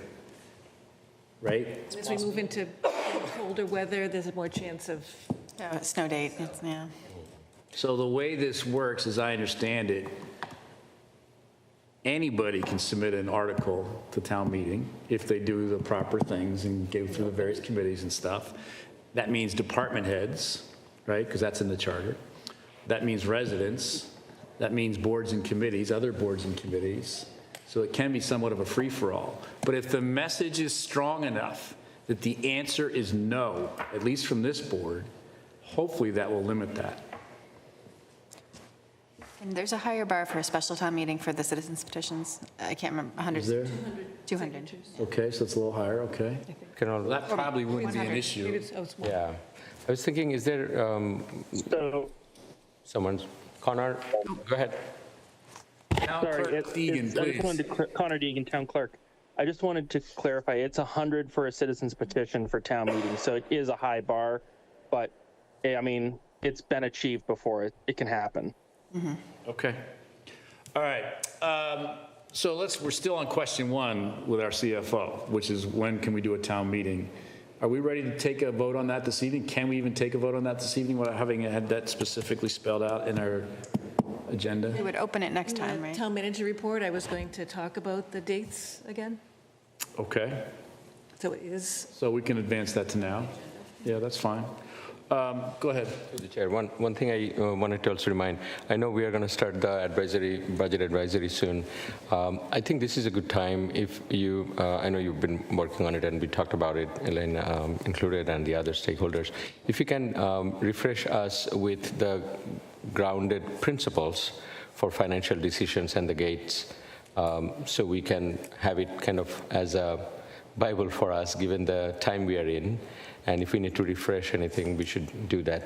I think that's one way we can keep reminding ourselves and the town. The reason I say that, there would be, I mean, we all are, I think, on the same page that we don't want any further, burden on the taxes. But we also want to make sure that the town residents understands, feels that way, and how structured form we can approach it is better. And, say if there is certain super dire need, urgent need, we do want to hear that. That's why I'm in favor of taking the extra money back, reduce the debt. If there is something new, let it come and let everyone hear it, and then, take a look at it. Of course, our approach is not to burden, but I don't think we cannot not hear any such requests. That's my 2 cents. So in last week's presentation, I included the financial policies as well as how to submit capital requests and the requirements there too. So if you don't have that, I can recirculate it, but those were shared last week. Let's try it from this angle. Does anybody want to make a motion to have a special town meeting in November, whatever that date is, November 18th, 2024? I would make a motion to plan to have the special town meeting on November 18th. So you're calling the special town meeting? Oh, will we do it tonight, or? Is that what you're? Motion is to call a special town And meeting. we can do that even though that's not a. It's on the town manager? Yeah, because it's in the town manager. Okay. Didn't make it on the That's what I was asking earlier, yeah. Okay, so I would make a motion that we would call a special town meeting for November 18th, but we won't open the warrant until later, correct? Correct. Okay. Okay, so we have a motion on the table to call a town Second. meeting. We have a second on November 18th, 2024. Any further discussion? All those in favor, please say aye. Aye. Any opposed? Okay, we're going to have a special town meeting on November 18th, 2024. We'll get to the warrant and calling and all the other stuff as we go. This is an administrative town meeting for us anyway. Is that a fair statement? For the select board and town government in general. It's a town meeting for the planning board and the Communities Act, whatever that's called, it's escaping me at the moment. What is it? The MBTA Communities bylaw. I think that would be obviously on that special town meeting. That would be the feature article, if you will, and taking $1.5 million in debt off the books would be great. We don't want to spend any more money. Please don't bring us articles where you're trying to raise our debt or raise our debt on our taxpayers. Okay? We're set until next May for finances. All right. Second question, though, was what would you, I think you're looking for guidance or information or requests for what kind of information the board needs to make their budget message? Correct. I think we just did it. We gotta keep doing it. What else do you need? Do you want to, I mean, I have some ideas of things I'd like, I guess. Yeah, I just want to see, Kyle, do you have anything you want to share, or you're just looking for ideas? Ideas. Yeah, good. Elaine, do you want to start with that, though? I think we just want to hear from the board. Okay, great. Mrs. Ridbush. So I would love to have like some kind of simple PowerPoint, kind of like the superintendent does, kind of outlining the town's needs and how they've changed over the last 5 to 10 years with growth. And I know growth strains some departments more than others, and so I think that's helpful for the public to understand why some departments might need more because they're so affected by the number of residents. And maybe other departments, it doesn't make as much of a difference. So I think that would be helpful. And then that spreadsheet, it was a Google sheet that Tim O'Leary did for us 2 years ago, where it had all the capital planning debt items in one column, and you could, it was really clever. You could toggle which fiscal year you wanted to put it in. If you said, okay, we can't afford that this year, let's put it off 3 years, and how that would affect the tax, the average tax bill. So I thought if we could do that again, I thought that was a very helpful tool for us to visualize, as well as the public. What's that? Mr. Clark. I mean, I would expect typical benchmarks, year over year. I would love if we could include things like, I think we asked in a previous session, town comparisons for like neighboring communities, when it comes to percentage of department spend, just to have kind of an idea of where those things fall. That would be helpful. Good idea. Good. Rachel? Well, like I said, people have got to get used to the fact that we're going to say no. And we're going to tell them now we're going to say no. And, somehow we've always done it, and it just can't continue to happen. Okay. Mr. Manon. Yeah, no, I think we discussed it a lot, and thank you for putting that together. I do have seen the policy and others that you mentioned, but I was more about a structure where we can see the results with a risk score and a specific kind of direction on some, or I haven't seen it actually in the policy directly, is that, for example, our reserve status, our OPEB status, our various other capital projects, what are the going forward guidance? Do we change anything because our evaluation of the risk? That is not very clear in the current form. We have an overall generic approach. So that's one thing I would also approach. And I think, overall, as we all are talking about, we want to see what are the impacts going forward for various capital projects and keep a close eye on that. For the budget preparation and outline, we want to see, the more, I would say, rationalized and thoughtful allocation, so we don't end up with more in cash, what is it? Or cash reserve, essentially, but also approach and allocate on the immediate needs, like we have heard with the nurses not being able to vaccinate.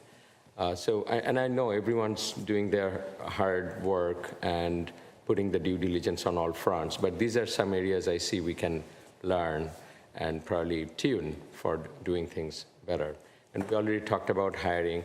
On the capital project side, I think our message is loud and clear. We don't want to increase the tax burden. But that said, we need to be able to see and hear, in my view, what are the crying things that are out there. For example, if there is a bridge that cannot be used, and I'm not saying there is, or there is something that would impact the citizens' lives immediately, we want to hear that. And then, given the financial criteria, we want to evaluate it. We won't, of course, go for something that is not direly needed, but I don't also want to completely ignore that. Not that we are going to all agree to approve it if it has huge tax impact or significant, but we want to hear it and see it. That's one. But overall, I think that's the overall needs we want to see, that continue to monitor laser beam focus on allocation and pre-planning, and cross-check on those as we prepare for the next budget, and then have that impact kind of well communicated as we are doing with all the information that we have. So I appreciate the work. Just two thoughts. One, the board is in the unenviable position of having to play the heavy from time to time. And certainly, I think for the next couple of years, when it comes to town finances, we're going to have to be the heavy. And that's not meant to be disrespectful or disparage the great work that town employees do in Hopkinton. I've always been very impressed with the management team and the employees up and down and across the organization. I think they all do a fabulous job on behalf of the citizens. But we just have to be the heavy this go around. So as far as the budget message goes, I mean, I'm ready to give it right now, but we'll save it for October 1. I think you know what it's going to be from my seat anyway. But again, it's not meant to be disrespectful or not recognizing crazy hard work that I see so many people doing in Hopkinton every day on behalf of the community. And it's just going to be tough for all of us for a couple of years, but it's nothing directed at them at all. That said, I think you have what you need for this evening. Is that fair? So I think we can wrap this one up.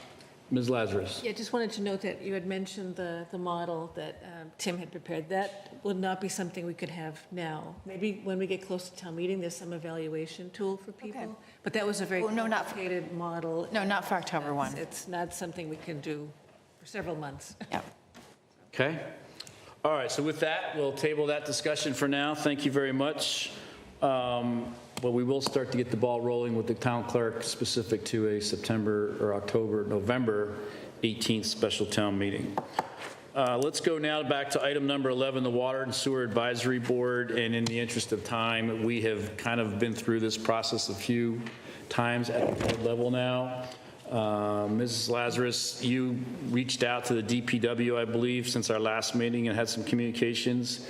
Can you share that with us now, please? Yes, I reached out to Eric Carty, Water and Sewer Manager, and Carrie Reed, DPW Director, who should be on Zoom. Carrie is on.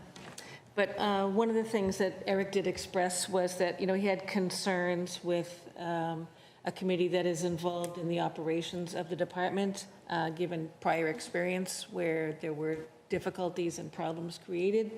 And so he had concerns that the committee might be involved in advising the DPW and with dictating its work. Those were his concerns. But our charge does not say that. In fact, our charge says the opposite of that, correct? Yeah. So I hear what Eric's saying. He doesn't want to be micromanaged by 5 more people. But our charge, as we've got in front of us this evening, says, in fact, the opposite is going to be the deal. And the DPW still goes to you, and you still come to us, and they don't go to that committee, right? But that committee can guide and provide input through us back to them again, and study things like we can't study it. Is that fair? That's fair. Okay. And in response to Kerry's comments to me, I did cross out that the board is advisory to the Director of Public Works in the document itself. Okay, because Kerry can speak. the board's advisory to us. Well, I think we're good. If Kerry said that, we don't need to rehash it, because again, we're trying to move along here. So, Mr. Manan. No, I think I'm supportive of that, as I have been, and put it out for some time. I think it would be helpful. Elaine, just to clarify, so did you get to talk to them if they want to be any part of this for input and output? Because our current charge, and I think that makes sense, that's what we have been advocating, but I just wanted to make sure that they're comfortable, that it would be advised to us, and then we'll talk to DPW on that regard. But are they interested in being in part of this committee as a liaison, or however it makes sense? Did you get to check that? They're not. They're not. Okay, that's good. Then there's no other concern that I'm hearing, right? Although there is an interest in having the committee do community outreach and those kinds of things that would be very beneficial to Public Works. So. Okay. Was the front here anything? Well, I was around for the last one. It was kind of disappointing. And how many, we're going to have 5 members? Correct. Okay, well, we've been doing pretty well on our own, so I'm not sure, except for the PFAS issue, and is this board going to be able to tackle that? That's my main concern. Okay. Mr. Clark. No, I mean, I certainly support the idea of making sure that they're not influencing like the DPW in their work. So the fact that that is stricken out of there is important. If Kerry's on, did we want to hear from Kerry? Can I handle that, please, when we get to it? Thank you. Sounds good. I've got no additional comments then. Okay. Mrs. Ritterbusch. Yes. I'm going to do it. I'm timing it out here. Mrs. Ritterbusch. All right, so I'm struck a little bit by something you said earlier, Mr. Chair, about like not having 2 boards doing the same thing, and that's why we didn't have the trails that way. And I just, what are we going to do if this advisory board comes to us with one recommendation and it's completely contradictory to our town professionals' recommendations? Like, I just think we're setting ourselves up for trouble here. So, and it's something that I thought was missing from the charge. It's really important that clean water is a human right, and it's our town's responsibility to provide the clean water to the water customers and provide guidance on this. So I just want to make sure that, in acknowledging that the town has to follow state and federal laws regarding the contaminants, and the commission should not in any way attempt to delay the process of bringing clean water to the residents. So anyway, I'm probably going to vote no, but those were my concerns. So from my vantage point, I think that one of the big things, there's 2 big things I look at here.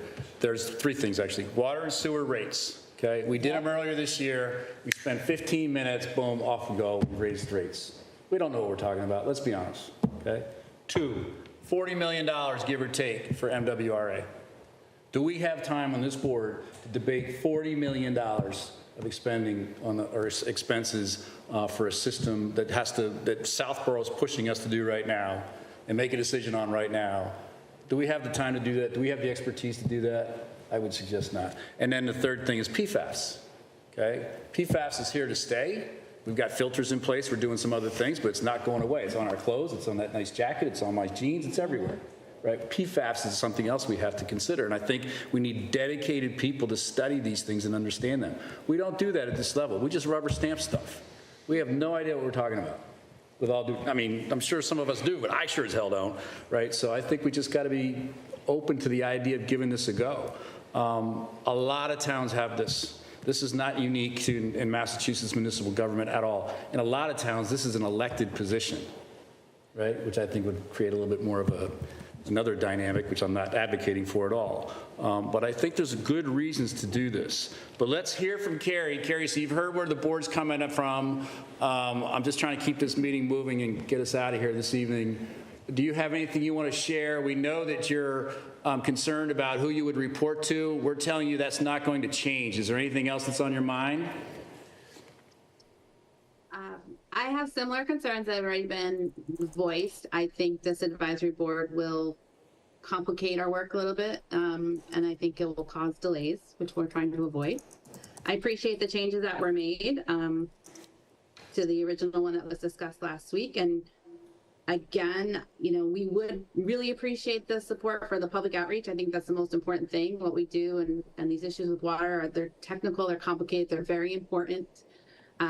People don't understand them, as you've alluded to. It's tough in that way. So any help that we can get with spreading that message or taking these concepts and making them into something people don't understand. But the rest of the charge, I think I appreciate what some other folks talked about. You know, we have a great public works, we have great professionals, and I think we are more than capable of handling these issues.